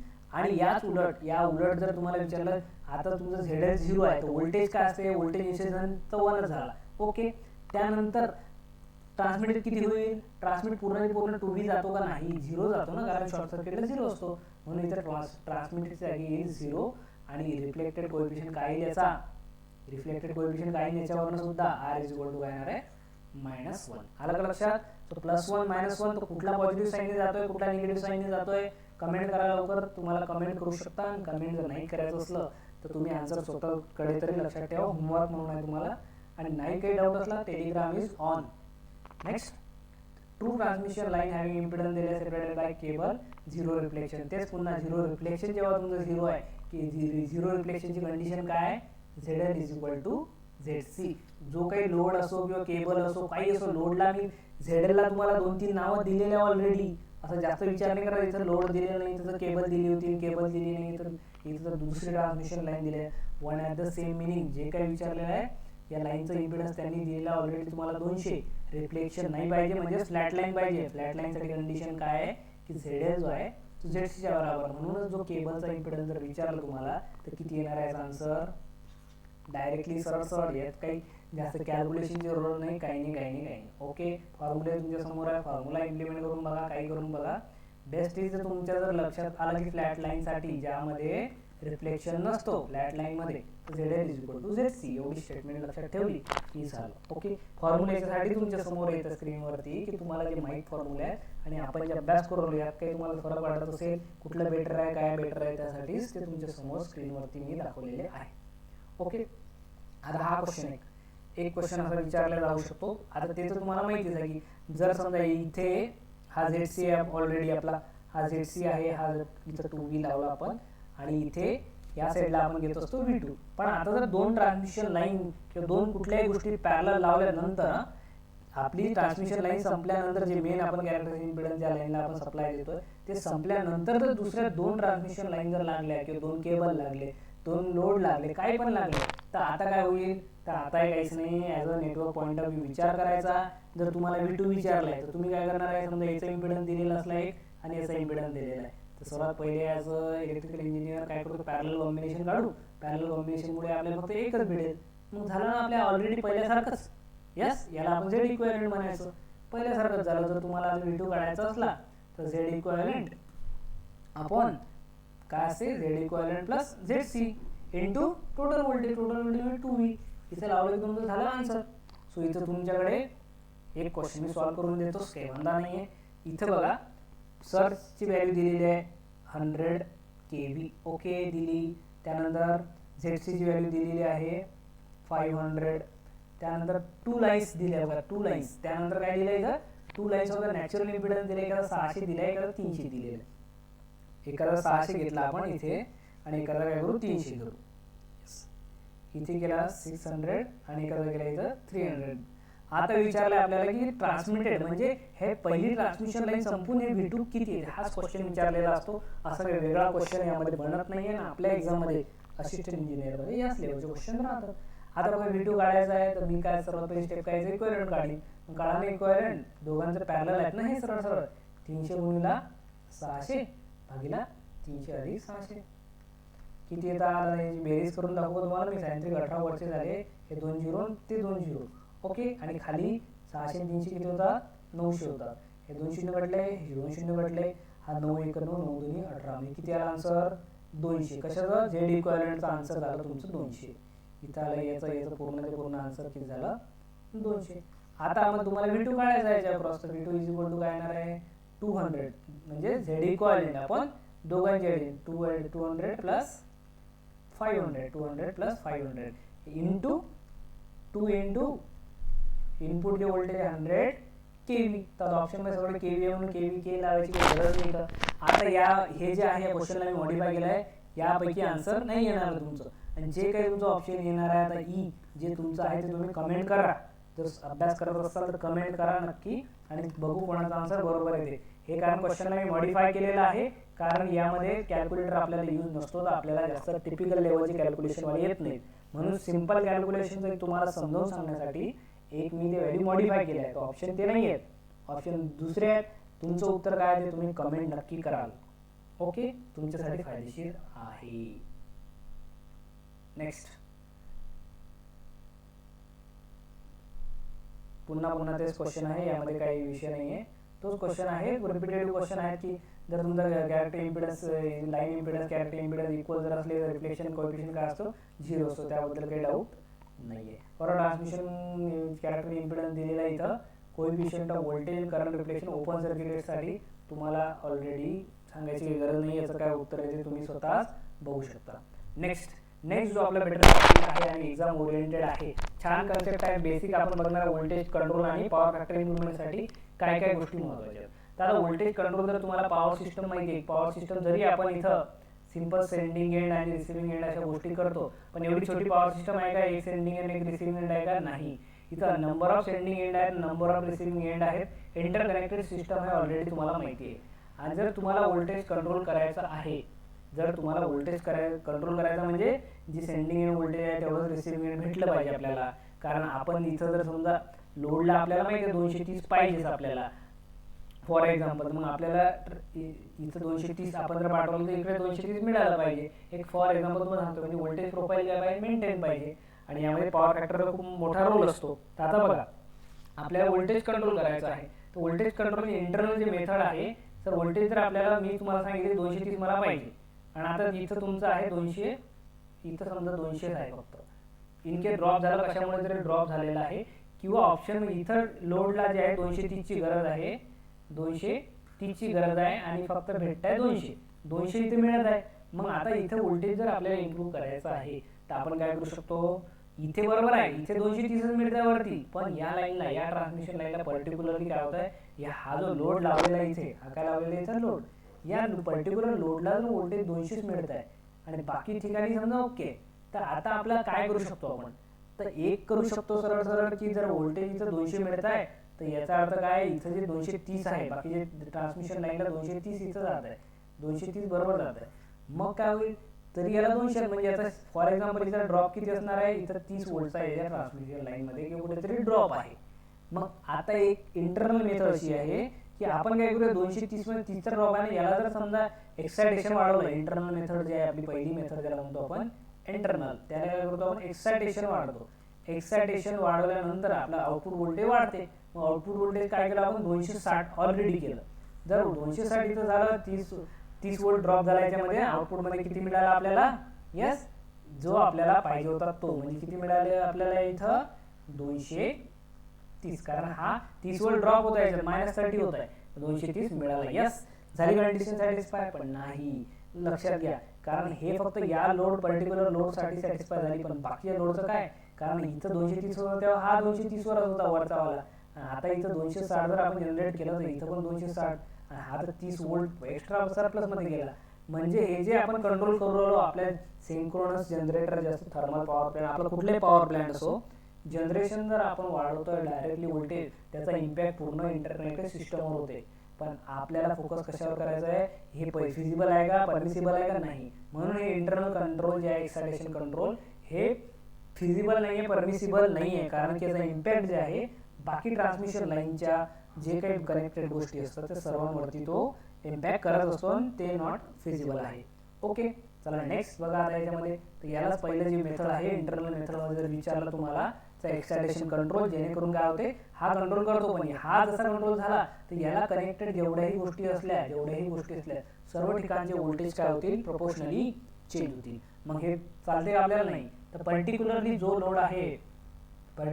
लोड आहे त्या लोडच्या ठिकाणी जर अशी काही अरेंजमेंट केली की जेणेकरून जो इथे 200 व्होल्ट येत होतं आणि आपल्याला पाहिजे होतं 230, मग आता इथे जर अशी काही अरेंजमेंट केली, तर इथे अशी अरेंजमेंट केली की जेणेकरून याच्यामध्ये हा याला 30 व्होल्टचा अजून सपोर्ट देऊ शकेल आणि आपल्याला जे पाहिजे 230 ते मिळू शकेल. तर हे जे मेथड आहे त्यालाच आपण एक्सटर्नल मेथड म्हणतो. आणि पॉवर फॅक्टर सुद्धा इम्प्रूव्हमेंट आपण करत असतो. बघा, एक्सटर्नल मेथड जेणेकरून त्याला रिॲक्टिव्ह पॉवर त्याला सप्लाय करतो, व्होल्टेज लेवल तिथली वाढते आणि पॉवर फॅक्टर सुद्धा लोडचा इम्प्रूव्ह होतो. तर पहिली फर्स्ट टाइम सर्वात जास्त एक्झाम मध्ये विचारलेली गोष्ट म्हणजे आहे शंट कॅपॅसिटर. लक्षात घ्या, काय करतो आपण, शंट कॅपॅसिटर लावतो. कुठे लावतोय, इथे लावतोय शंट कॅपॅसिटर, सेंडिंग एंडला इथे लावतोय का मधात लावतोय. तर एक्झाम मध्ये विचारलेला प्रश्न काय, हे जे लावतो आपण याला आपल्याला काय घेणं होतं व्होल्टेज मॅनेज करायचं. आपल्याला फक्त काय पाहिजे होतं की आमच्या घरी जे आहे, आमच्या घरी आम्हाला 230 पाहिजे, ते आपल्याला काही बाकी तुमचं काही माहिती नाहीये. मग आपण काय करू, 230 आपली डिमांड होती. आपली डिमांड म्हणजे आपण लोड आहे, आपण कंझ्युमर आहे. तर आपल्या डिमांडसाठी काय केलं पाहिजे की आपल्याच ठिकाणी, म्हणजे आपल्याच घरी जर व्होल्टेज नाही येत तर आपल्या घरी लावायची गरज आहे. दुसऱ्याच्या घरी जर बरोबर आहे आपल्या घरी डिम लाईट आहे, तर मग आता दोष कोणाचा आहे, तो आपल्याच घरी काहीतरी फॉल्टी आहे. सो अशा ठिकाणी आपण काय करतो, कॅपॅसिटर बँक इथं शंट कॅपॅसिटर म्हणजे एक कॅपॅसिटर लावतो का नाही, हे 3 फेज सिस्टम आहे, सिंगल लाईन डायग्राम आहे. तर इथे काय करतो असतो आपण, एक कॅपॅसिटर बँक म्हणतो आपण त्याला. तो त्याचं काम काय आहे, ते रिॲक्टिव्ह पॉवर काय करतो, तो सप्लाय करतो, जेणेकरून लोडचा पॉवर फॅक्टर सुद्धा वाढतो. तर याचा जो मेन जे पॉईंट लक्षात घ्या, 3 पॉईंट लक्षात ठेवा तुम्ही. हा सर्वात पहिले जर शंट कॅपॅसिटर बद्दल जर तुम्हाला काही माहिती करायचं असलं, काही महत्त्वाच्या गोष्टी जर नोट करायचं असलं, तर इम्प्रूव्ह काय करतो, हा व्होल्टेज प्रोफाईल जे आहे, व्होल्टेज प्रोफाईल इम्प्रूव्ह करतो. प्रोफाईल इम्प्रूव्ह म्हणजे सेंडिंग एंड आणि रिसिव्हिंग एंड मधला जो गॅप असतो तो काय करतो, कमी करतो. त्याच्यामुळे आपल्याला लोडला जेवढी रिक्वायरमेंट आहे तेवढा मिळतो. लाईनचे लॉसेस जे आहे ते ऑलरेडी कमी होतात. महत्त्वाचा सेकंड जो आहे, सर्वात महत्त्वाचा आणखी जो आहे तो कुठला, इम्प्रूव्ह. यस, पॉवर फॅक्टर इम्प्रूव्हमेंटसाठी शंट कॅपॅसिटरचा सर्वात जास्त यूज होतो. कॅपॅसिटर बँक असते. आता पॉवर फॅक्टर जे इम्प्रूव्ह करण्याचे काय फायदे आहेत, काय नुकसान आहे, ते पण आपण समोर बघणार आहे. ओके, आता याच्यावरती काय होते, हा तर झाला थेरॉटिकल तुम्हाला माहिती आहे. आणि एक तिसरा पॉईंट यामध्ये लक्षात घ्या की हे जे कनेक्टेड असतात, हे जे कॅपॅसिटर कनेक्टेड असतात ते डेल्टामध्ये कनेक्ट कशामध्ये असतात. जनरली जर तुम्हाला क्वेश्चन एक्झाममध्ये विचारला तर कॅपॅसिटर हे डेल्टामध्ये कनेक्टेड असतात. म्हणजे असा एक कॅपॅसिटर कनेक्ट झाला, हा कॅपॅसिटर डेल्टा काढून दाखवायची जरूरत आहे इंजिनियरला, नाही दाखवायची जरूरत नाही, पण तरी दाखवतं. मग हे काय असते, हा एक फेज, हा एक फेज, हा एक फेज, 3 फेज हे जे डेल्टामध्ये आपली जी ट्रान्समिशन लाईन आहे त्याला कनेक्ट करतो आपण, जेणेकरून कॅपॅसिटर बँक जे आहे act as shunt capacitor, reactive power supply करते. व्होल्टेजच्या पॉईंट ऑफ व्ह्यूला आपल्याला जेवढी गरज आहे तेवढा तो सपोर्ट करतो. ओके, आता हे झालं थेरॉटिकल पॉईंट ऑफ व्ह्यू. पण एक्झाममध्ये क्वेश्चन राहतो, एक्झाममध्ये जर न्यूमेरिकल बेस आले तर मग सर तुम्ही आम्हाला शिकवलं नाही, तुम्ही फक्त इझी शिकवलं, असं झालं नाही पाहिजे. म्हणून सांगतोय, हा जो कॅपॅसिटर बँक जे आहे, कॅपॅसिटर बँक 3 फेज आहे. ओके, हा कॅपॅसिटर बँक 3 फेज आहे. हा जो रिॲक्टिव्ह पॉवर त्याला जी सप्लाय करून राहिली, तर याचा फॉर्म्युला जर तुम्हाला विचारला तर तुम्हाला फॉर्म्युला लिहिता आला पाहिजे V²/XC. सर हा कोणता फॉर्म्युला आहे, तर हे लक्षात घ्या, पॉवर सिस्टममध्ये वेगळे कुठून फॉर्म्युले आले तुम्हाला माहिती आहे. पॉवर लॉसचा फॉर्म्युला पॉवर इक्वल टू काय लिहू शकतो आपण, V²/R, हे तुम्हाला माहितीच आहे की नाही. मग आता इथं R नाही, इथं X आहे, तर इथं P च्या जागी काय येणार आहे, Q येणार आहे, कारण रिॲक्टिव्ह पॉवर आहे. रिॲक्टिव्ह P च्या Q आला, V² तर ऑलरेडी तसंच आहे ना, आणि R च्या जागी येणार आहे इथे X येणार आहे. आता XC म्हणजे कॅपॅसिटिव्ह रिॲक्टन्स म्हणून XC आला, किंवा इथं V²/, जर इंडक्टिव्ह रिॲक्टन्स असेल XL आला असता. असं काही वेगळं बदलते का फॉर्म्युल्यामध्ये, नाही. तर असे काही 10 वेगळे फॉर्म्युले नसतात, त्याला वेगळ्या फॉर्ममध्ये लिहिलेलं असते, हे फक्त समजून घेणं महत्त्वाचं आहे.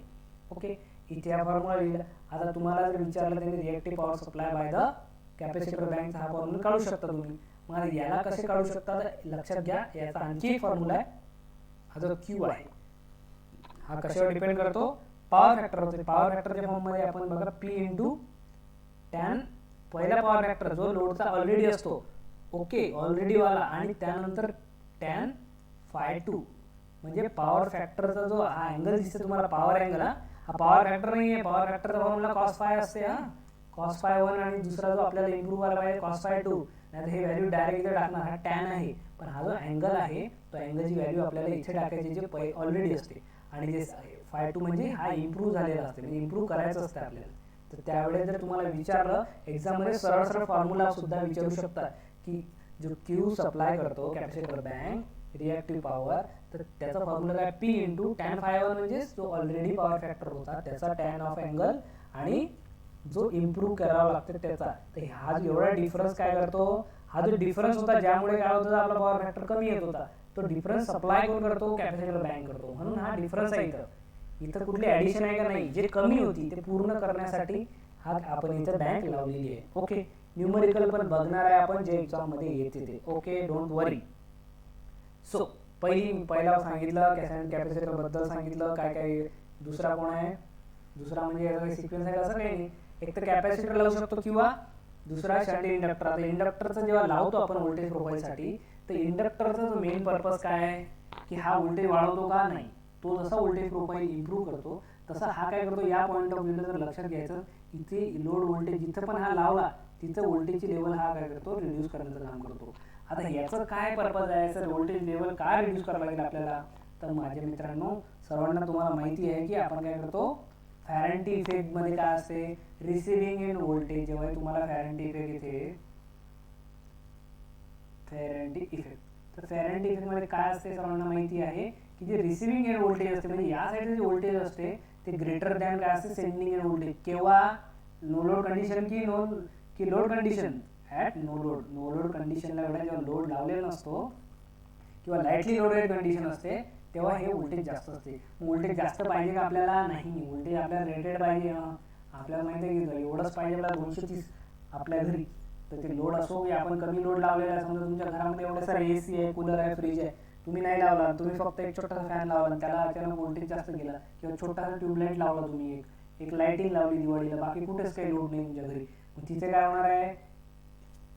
व्होल्टेज जर जास्त असलं तर ते तिथून जळून जाणार. ते रेटेड, प्रत्येक गोष्ट अप्लायन्सेसचा रेटेड व्होल्टेज असतो. मग अशी गोष्ट म्हणजे फॉर एक्झाम्पल सांगितलं तुम्हाला, जे अशा ठिकाणी जिथे लाईट लोड असतो कॅपॅसिटन्स इफेक्ट जास्त असतो. कॅपॅसिटी म्हणजे लाईनचा कॅपॅसिटन्स असतो जो चार्जिंग करंट घेत असतो, त्यामुळे हे रिसिव्हिंग व्होल्टेज जास्त असते.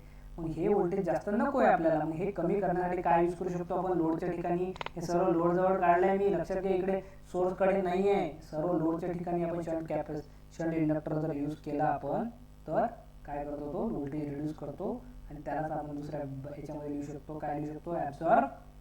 ॲब्झॉर्ब करतो तो रिॲक्टिव्ह पॉवर, तो डिलिव्हर करतो कॅपॅसिटर जो आहे. याचा पॉवर फॅक्टर काय असेल इंडक्टरचा? तुम्हाला माहिती आहे, लिडिंग असेल, लॅगिंग असेल, लॅगिंग असते ऑलरेडी. आणि तसाच जर तुम्हाला कॅपॅसिटरचा विचारला किंवा शंट कॅपॅसिटरचा पॉवर फॅक्टर जर कुठला सप्लाय करतो, हा लिडिंग पॉवर फॅक्टर असतो. तुम्हाला फेजर डायग्राम माहिती असेल, नाही माहिती असेल तर ते मी तुम्हाला एखाद्या वेळेस चांगल्या पद्धतीने शिकवून देईल. चलो, तिसऱ्याकडे आलो आपण, सिरीज कॅपॅसिटर. सिरीज कॅपॅसिटर आता लाईनमध्ये लावलं तर लाईनमध्ये हा याचा मेन पर्पज काय, या एलिमेंटचा पर्पज काय आपल्याला, तर लक्षात घ्या. याचा जो एक्झाममध्ये क्वेश्चन जो राहतो, आपल्याला काय म्हणणं आहे की आपल्याला डिटेल PhD नाही करायचं. एक्झाममध्ये याच्याबद्दल काय क्वेश्चन राहतो? एक्झाममध्ये क्वेश्चन राहतो की हा मॅक्झिमम पॉवर स्टॅबिलिटी. लक्षात घ्या,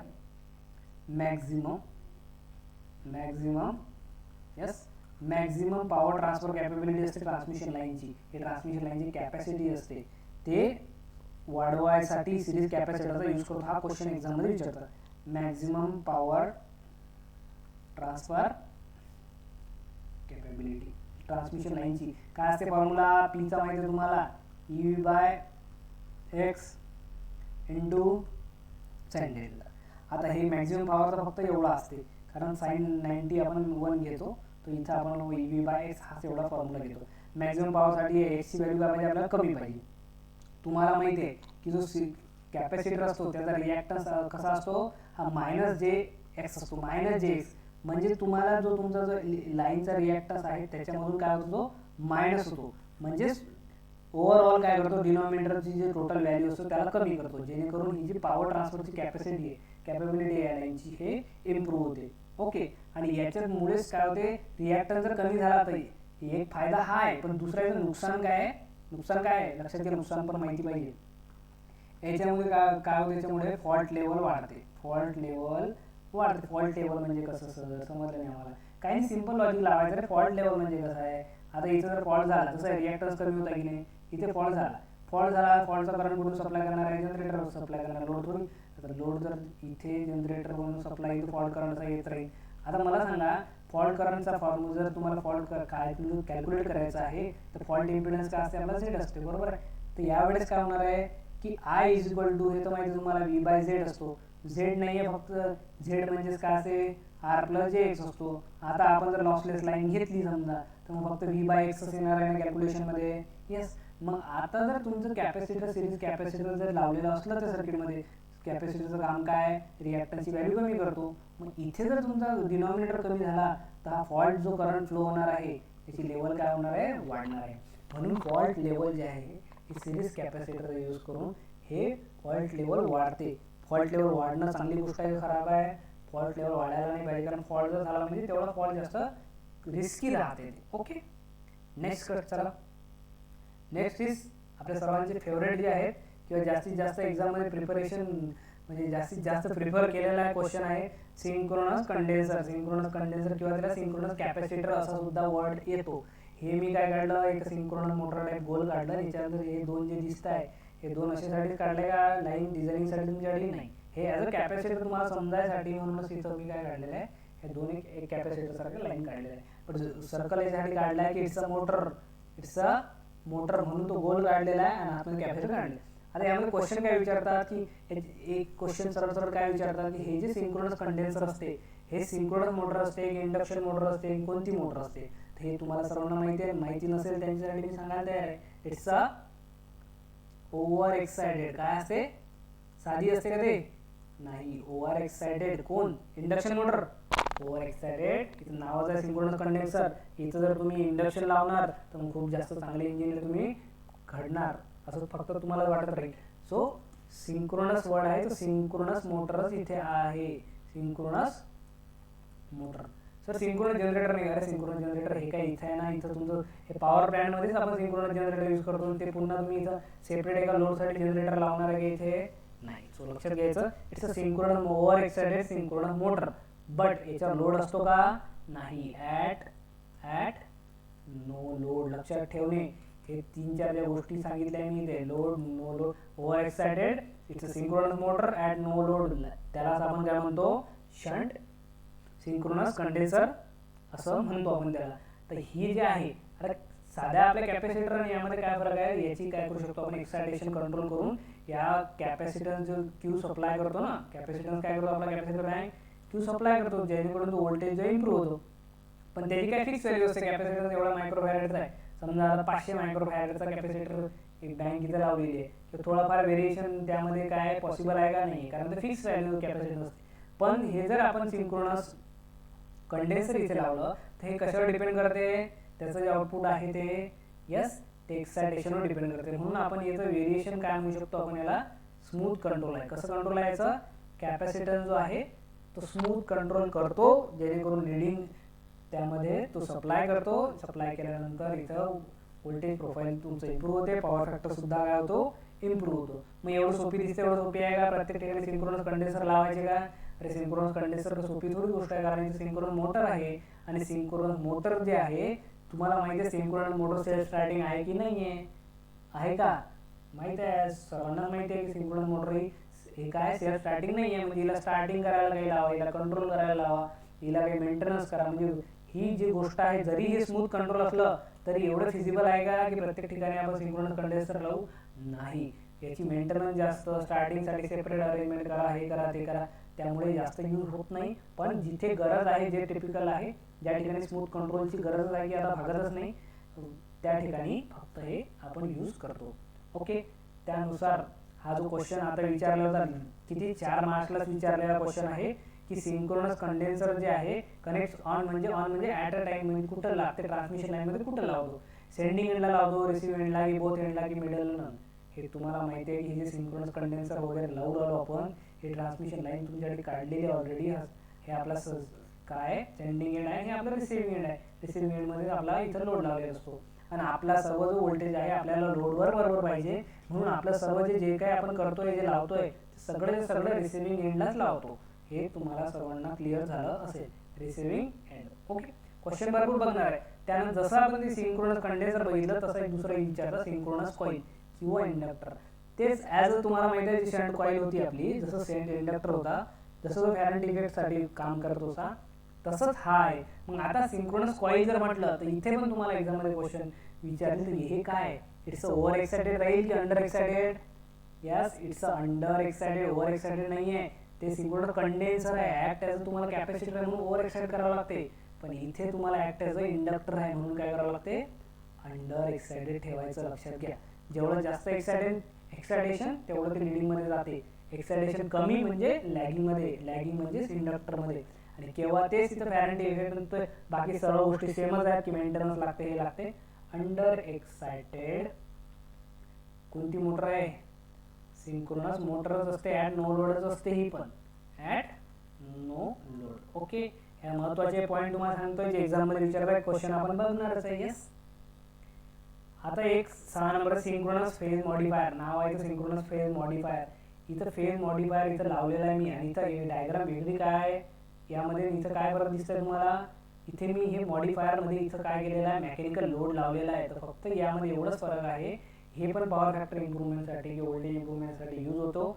पण it's a synchronous motor, synchronous motor under ह्या लोडेड कंडिशन मध्ये असते. काय असते अंडर लोडेड, इथं अनलोडेड असते का, हे लाईटली लोड असते का नाही, हे लोडेड कंडिशन मध्ये आहे. एक्झाम मध्ये क्वेश्चन विचारलेला आहे की synchronous phase modifier. Okay, synchronous नाव सिंक्रोनस आहे याच्यात, इथे इंडक्शन मोटर नेम ते तुम्ही लावायचं नाही दिमाग. फेज ॲडव्हान्सरचा कन्सेप्ट आहे तो वेगळा आहे. जर सिंक्रोनस फेज मॉडिफायर जर तुम्हाला विचारलं तर काय इट्स अ सांगायची गरज आहे का, तुमच्या समोर इथं लिहिलेलं आहे. इथं ओव्हर एक्साइट करत असतो आपण त्याला चांगल्या पॉवर फॅक्टरसाठी. काय साठी याचं एक्सायटेशन कंट्रोल असतेच, पण आपण over excited synchronous mode under loaded condition, no load condition वेगळं, लोडेड वेगळं. लोड समजत नसेल तर मोटरला कोणता लोड असतो, इलेक्ट्रिकल सप्लाय असतो त्याला, लोड कोणता असतो मेकॅनिकल असतो. म्हणून मी तर मेकॅनिकल काहीतरी पुली वगैरे फॅन पकडा काही पकडा, जे तुमचं इमॅजिनेशन आहे तसं तुम्ही त्याला काही पडू शकता. ओके, आता ह्या सगळ्या एक्सटर्नल मेथड मी इथं जमा केल्या आहेत.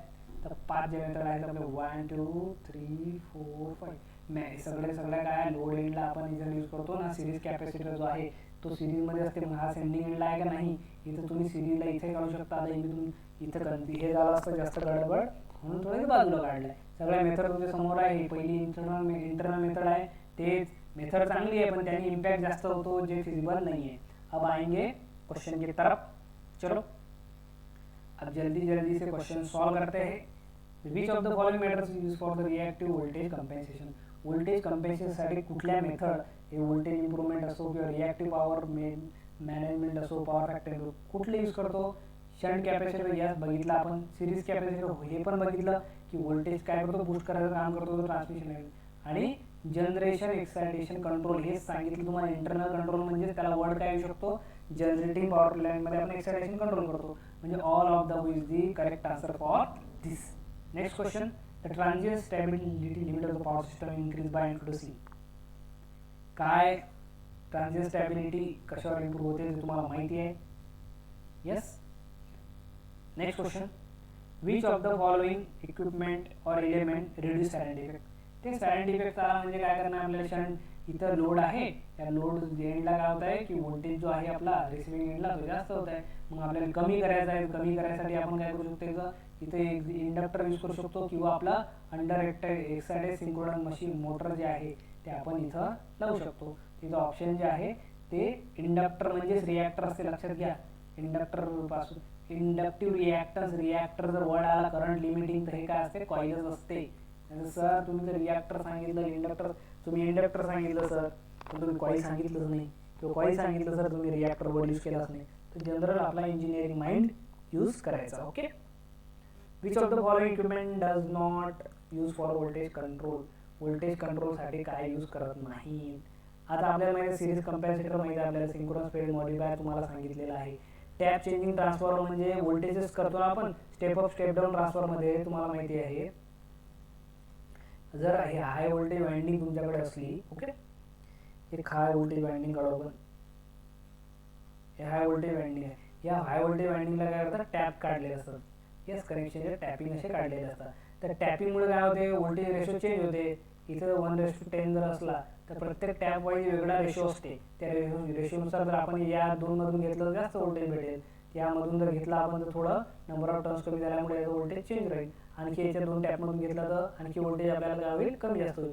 म्हणजे ही पण काय सर आपण जर स्टडी केलाच नाही व्होल्टेज कंट्रोलमध्ये टॅप चेंजरचा, आता मदत कसं काय, मदत नाही आहे पण तुम्हाला समजायला पाहिजे की टॅप चेंजिंग म्हणजेच टॅप म्हणजे काय, शेवटी ट्रान्सफॉर्मर इज यूज फॉर काय, स्टेप अप स्टेप डाऊन. बाकी काही चेंज होत नाही ट्रान्सफॉर्मरमध्ये.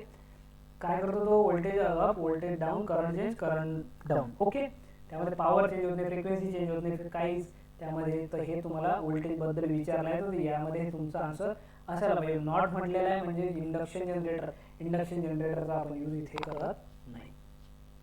What is the advantage of static capacitor. बघा स्टॅटिक कॅपॅसिटर ॲडव्हांटेज, कारण मी तुम्हाला काय सांगितलं, दुखणं मी सांगितलं तुम्हाला की ते सिंक्रोनस कंडेन्सर असते, त्यामध्ये मेंटेनन्स लागतो, स्टार्टिंगसाठी वेगळ्या गोष्टी लागतात. पण स्टॅटिक कॅपॅसिटरचा काय ॲडव्हांटेज आहे ना तेच की लॉसेस कमी आहे. त्यामध्ये इन्स्टॉलेशन काय कॅपॅसिटर बँक आणि डेटामध्ये कनेक्ट केली झालं, लोअर मेंटेनन्स, सर्व गोष्टी ज्या आहेत याचे ॲडव्हांटेज आहेत. हेच डिसएडव्हांटेजेस कशाचे आहेत, हे सिंक्रोनस कंडेन्सरचे आहेत. The most suitable location for power factor improvement device काय at the receiving end of the transmission line. झालं का, याच्यामध्ये काय करतो घाईमध्ये आलं सर हे रिसिव्हिंग एंड झालं. अरे दादा पहिले बरोबर प्रश्न पूर्ण वाचा, ऑप्शन पण वाचावं लागतं. कधी कधी हेच क्वेश्चन सिली मिस्टेक वाला क्वेश्चन, हा तुमच्याकडे असा क्वेश्चन आला सिली मिस्टेक करतो, कारण आपण कधी कधी ओव्हर कॉन्फिडंट होतो. पहिला ऑप्शन जर वाचलं तुम्ही, near the electrical appliances which is responsible for power near the electrical appliances. म्हणजे हे बोलताय लोडच्या जवळ. मी तुम्हाला सांगितलं आहे की जिथं आपल्याला व्होल्टेज कमी मिळत आहे तिथंच आपण ते पॉवर फॅक्टर, जिथं कमी मिळत आहे व्होल्टेज कमी मिळत तिथं आपण ते अप्लाय करतो. आणि ट्रान्समिशन लाईनच्या विषय जर काढला तर आपण कुठं लावतो, रिसिव्हिंग एंडला. नाही तर आपल्या घरी जरी असलं तर आपल्या घरी थोडी ट्रान्समिशन लाईन आहे, पण आपण कन्झ्युमरच्या एंडला आहे. इलेक्ट्रिकल अप्लायन्सेस असो, मोठी इंडस्ट्री असो, मोठ्या मोठ्या मशिनरी चालतात, त्याचा पॉवर फॅक्टर जर कमी असला तर त्याचा पॉवर फॅक्टर इम्प्रूव्ह करावा लागते. नाहीतर काय होते, टॅरिफ जे आपण भरतो बिल, त्यामध्ये पण फरक खूप पडतो. कारण काय, तुम्हाला जर रिलेशन माहिती असेल, मला सांगा, P is equal to VI cos phi. सर्वांना माहिती आहे का नाही माहिती आहे? येस, ऑलरेडी सर्वांना माहिती आहे. याचं युनिट जर म्हटलं तर जो पॉवर आहे ते किलोवॅटमध्ये मोजतो आपण. आणि VA म्हणजे काय म्हणू शकतो आपण, KVA म्हणतो त्याला, किलो व्होल्ट एम्पियर VA. आणि हा पॉवर फॅक्टर इथं जसे तसा. आता आपल्याला एक फिक्स पॉवर माहिती आहे. आपल्याला पॉवर काय करायची आहे, पॉवर फिक्स असते. एखादा जर मशीन लावली आपण, एवढे आहे 1000 किलोवॅटची एक समजा हीटर आहे, इलेक्ट्रिकल हीटर असो, कुठलीही एक गोष्ट आहे की ते 1000 किलोवॅटवाली एक कन्सिडर केली आपण. आता मला सांगा, आता जे रिअल पॉवर, आता हे तर झाले कॉन्स्टंट, तर कॉस फाय जो आहे, केव्हीएचं रिलेशन काय म्हणते, केव्हीए जर काढायचं तुम्हाला तर kilowatt upon cos phi, kilowatt upon cos phi. Kilowatt एखाद्या पर्टिक्युलर एखादी जर तुम्ही अप्लायन्सेस घेतलं त्याचं काय असते, फिक्स असते, कॉन्स्टंट असते. म्हणजे केव्हीए जो आहे तो इन्व्हर्सली प्रोपोर्शनल कशाला असतो, पॉवर फॅक्टरला. आणि जेवढा पॉवर फॅक्टर तुमचा चांगला असला, पॉवर फॅक्टर तेवढा चांगला असला तर तुमचं जे वोल्ट एम्प आहे, जे करंट आणि व्होल्टेजचा प्रोडक्ट लागतो त्याची रिक्वायरमेंट कमी होते. जर तुमचं हे वोल्ट एम्प रिक्वायरमेंट कमी झालं त्याचा अर्थ काय, याचा अर्थ तुम्हाला जे बिल आहे, टॅरिफ जे आहे ते कमी राहते, वोल्ट आणि एम्प. कारण पॉवर फॅक्टर सुद्धा लोडचा कॉन्स्टंट असतो. पण जर तो चेंज केला तुम्ही, तर त्यामुळे हे जे रिक्वायरमेंट आहे केव्हीएची ते सुद्धा कमी होते. कमी झालं त्यामुळे इलेक्ट्रिक बिल जे आहे त्यामध्ये आपला फायदा होतो. सो याचा ऑप्शन काय येणार आहे, आन्सर काय येणार आहे, याच पहिल्या क्वेश्चनचं वरती. Yes, it's a near the electrical appliances and at the receiving, म्हणजे both A and C is the correct answer. Okay, next, the installation of capacitor suitable for the optimal location distribution system result in the. yes, capacitor काय करते, voltage regulation improve करते. Reduction in distributed power loss होते. Capacitor असला power loss जो असतो inversely proportional असतो. जेवढा आपला पॉवर फॅक्टर चांगला तेवढा लॉस आपल्याला कमी. आणि रिडक्शन इन केव्हीए रेटिंग, आता सांगितलं तुम्हाला की केव्हीए रेटिंग जे आहे, केव्हीए रेटिंग जे आता आपण काढलं की कॉन्स्टंट पॉवरसाठी 1/cos केलं इथं. म्हणजे प्रोपोर्शनल कशा असतं, पॉवर फॅक्टरला इन्व्हर्सली प्रोपोर्शनल असते. जर तुमचा पॉवर फॅक्टर चांगला असला तर तुमचं केव्हीए रेटिंग जी गरज आहे, ते डिमांड आहे, ते काय होते, कमी होते. तेच त्यांनी म्हटलेलं आहे. सो ऑप्शन तुमचं काय असणार आहे, it's 1, 2, 3. Next, if an alternator, बघा न्यूमेरिकल घेतलं इथं न्यूमेरिकल कशासाठी घेतलं, कारण एक्झाममध्ये एरर विचारू शकतात. आता हे न्यूमेरिकल तुम्हाला कसं सॉल्व्ह करायचं ते मी सांगतो. हे न्यूमेरिकल बघा, सरळ वाचा, तुम्हाला जमते का बघा. आता जो मी कन्सेप्ट सांगितलं त्याबद्दलच आहे, असं काही वेगळा नाही आहे किंवा असं काही डीप नॉलेज पाहिजे अशी काहीच गरज नाही आहे. सारा पॉवरचा फॉर्म्युला ज्याला माहिती आहे तो सॉल्व्ह करते. व्हिडिओ पॉज करा, एंड डेली मी पॉवरचा फॉर्म्युला ज्याला माहिती आहे तो हा क्वेश्चन सॉल्व्ह करतो. जास्त काही याच्यामध्ये टिपिकल गोष्ट काही नाही आहे. ओके, क्लिअर, लावला असेल तुम्ही दिमाग, केला असेल सॉल्व्ह करणं चालू. ज्यांनी नाही केला त्यांच्यासाठी मी सांगतो. पॉज करायचं बघा, चॅलेंजिंग असते, तुम्ही स्वतः चॅलेंज घ्यायचं, ट्राय करायचं. नाही असलं, नाही आलं एवढं काय त्यामध्ये, ट्राय करा, व्हिडिओ पॉज करा, केला नसेल तर. ओके, तर बघा, अल्टरनेटर सप्लाइंग लोड किती दिला, किलोवॅटमध्ये दिला आहे, 350 किलोवॅट तुम्हाला लोड दिलेला आहे. आणि तुम्हाला पॉवर फॅक्टर दिलेला आहे कॉस फाय, किती दिलेला आहे, 0.6. पॉवर फॅक्टर दिलेला आहे 0.6. It's power factor raise to unity, म्हणजे तुमचा पॉवर फॅक्टर 1 जो आहे तो 0.6 होता. आणि आता जो तुमचा पॉवर फॅक्टर दुसरा दिलेला आहे, येस, पॉवर फॅक्टर दुसरा म्हणजे cos phi 2 करतो याला मी. एवढं काय, किती दिलं आहे, युनिटी 1 दिलेला आहे. Then to supply alternator same kVA rating, म्हणजे केव्हीए लोडिंगसाठी सेम जर करायचं असेल तर एक्स्ट्रा किलोवॅट, म्हणजे पॉवर किती एक्स्ट्रा किलोवॅट विचारलं त्यांनी. एक्स्ट्रा म्हणजे आता हा जर तुम्हाला P1 कन्सिडर केला तर न्यू वाला P2 राहील. आणि या दोघांमध्ये किती डिफरन्स राहील तेवढा एक्स्ट्रा आपल्याला राहील. तर आपल्याला काय काढायचं, पहिले आपण काढू P2 काढल्यानंतर एक्स्ट्रा किती, म्हणजे 350 मध्ये आणखी किती लागले जेणेकरून आपला पॉवर फॅक्टर हा बनला. तर अब क्या आहे, आता तो फॉर्म्युला तुम्हाला माहितीच आहे की P is equal to VI cos phi, हे सांगायची गरज नाही आहे. पुन्हा याला तुमच्या फॉर्ममध्ये कसं लिहू शकतो, आपल्या फॉर्ममध्ये की पॉवरलाच आपण काय लिहू शकतो, किलोवॅट लिहू शकतो सर. आणि की व्ही एला काय लिहू शकतो, के व्ही एमध्ये जेव्हा युनिट फक्त किलोमध्ये केला आपण त्याला इंटू पॉवर फॅक्टर. आता त्यांनी काय सांगितलं आहे, same K V A loading, म्हणजे हा कॉन्स्टंट आहे, हा कॉन्स्टंट झाला. म्हणजेच इथं तुमचं रिलेशन बघा, रिलेशन बिल्ड आपल्याला बनवता आला पाहिजे, इंजिनियर आहे, थोडा विचार करायचा इथं की हे कॉन्स्टंट जर त्यांनी म्हटलं तर याचा विचार सोडून देणे, डायरेक्ट प्रोपोर्शनॅलिटी यूज करायची. म्हणजे kilowatt 1 is equal to cos phi 1, आणि ह्याच रिलेशनवरून याच्या भागी जर किलोवॅट 2 घेतला आपण तर त्यालाच आपण काय करणार आहे, कॉस फाय 2 झालं. आता तुम्हाला किलोवॅट 1 म्हणजे पॉवर 1 दिलेली आहे. किती आहे पॉवर 1, 350. किलोवॅट 2 तुम्हाला काढायचा आहे, त्याला P2 नाव दे तुम्ही सध्या समजासाठी. किलोवॅट 2 ला आपण P2 नाव दिलेलं, असं कुठून आलं सर असं म्हणायचं नाही. तर कॉस फाय 1 किती होता, 0.6 होता. ओके, 0.1. आता काय दुसरा जो पॉवर फॅक्टर आहे तो 1 आहे, युनिटी आहे, 1 घेतलं इथं. इथं P2 ची व्हॅल्यू काढू शकता कोणी, यस नाही सर एवढं टॅलेंट नाही आहे. सो 350 भागिला 0.6 P2 ची व्हॅल्यू मिळते तुम्हाला. याला 6 न जर भागितलं तुम्ही तर किती आन्सर येते बघा, तर किती येणार आहे बघा, काहीतरी 583 पॉईंट समथिंग येते. ओके, सो हे झाले P2 ची व्हॅल्यू. मग झालं का तुमचं ऑप्शनमध्ये जर 583 असतं तुमचा आन्सर झालं sir correct is my answer is correct. पण ऑप्शनमध्ये नाही आहे तर हे तुमच्यासाठी चांगली गोष्ट आहे, कारण मग तुम्ही आणखी दिमाग लावणार. काय दिमाग लावणार, कुठली स्टेप मिस केली की आपल्याला फक्त यामध्ये काय विचारलं आहे, एक्स्ट्रा वर्ड आहे, एक्स्ट्रा पॉवर रिक्वायर्ड. आपल्याला हे नाही विचारलंय पॉवर किती गरज, पॉवर किती पाहिजे. एक्स्ट्रा पॉवर म्हणजेच पहिली जी होती त्यामध्ये एक्स्ट्रा किती ॲड केले एवढे होता, तर अंतर काढायचं दोघांमध्ये. म्हणजे 583 जे मायनस 350 याचं जर अंतर तुम्ही जर काढलं तर किती येते अंतर, 233.33. ऑप्शनमध्ये असेल तुमचं तर मारून टाकायचं. Okay, clear.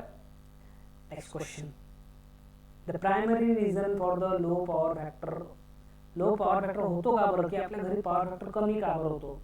सर्वात जास्त जो लोड असतो काय असतो आपल्या घरी, फॅन असतात. फॅन म्हणजेच काय असते, फॅनमध्ये कोणती मोटर आहे सांगा बरं. फॅनमध्ये सिंक्रोनस मोटर आहे, कोणती मोटर आहे, फॅनमध्ये असतो आपली इंडक्शन मोटर.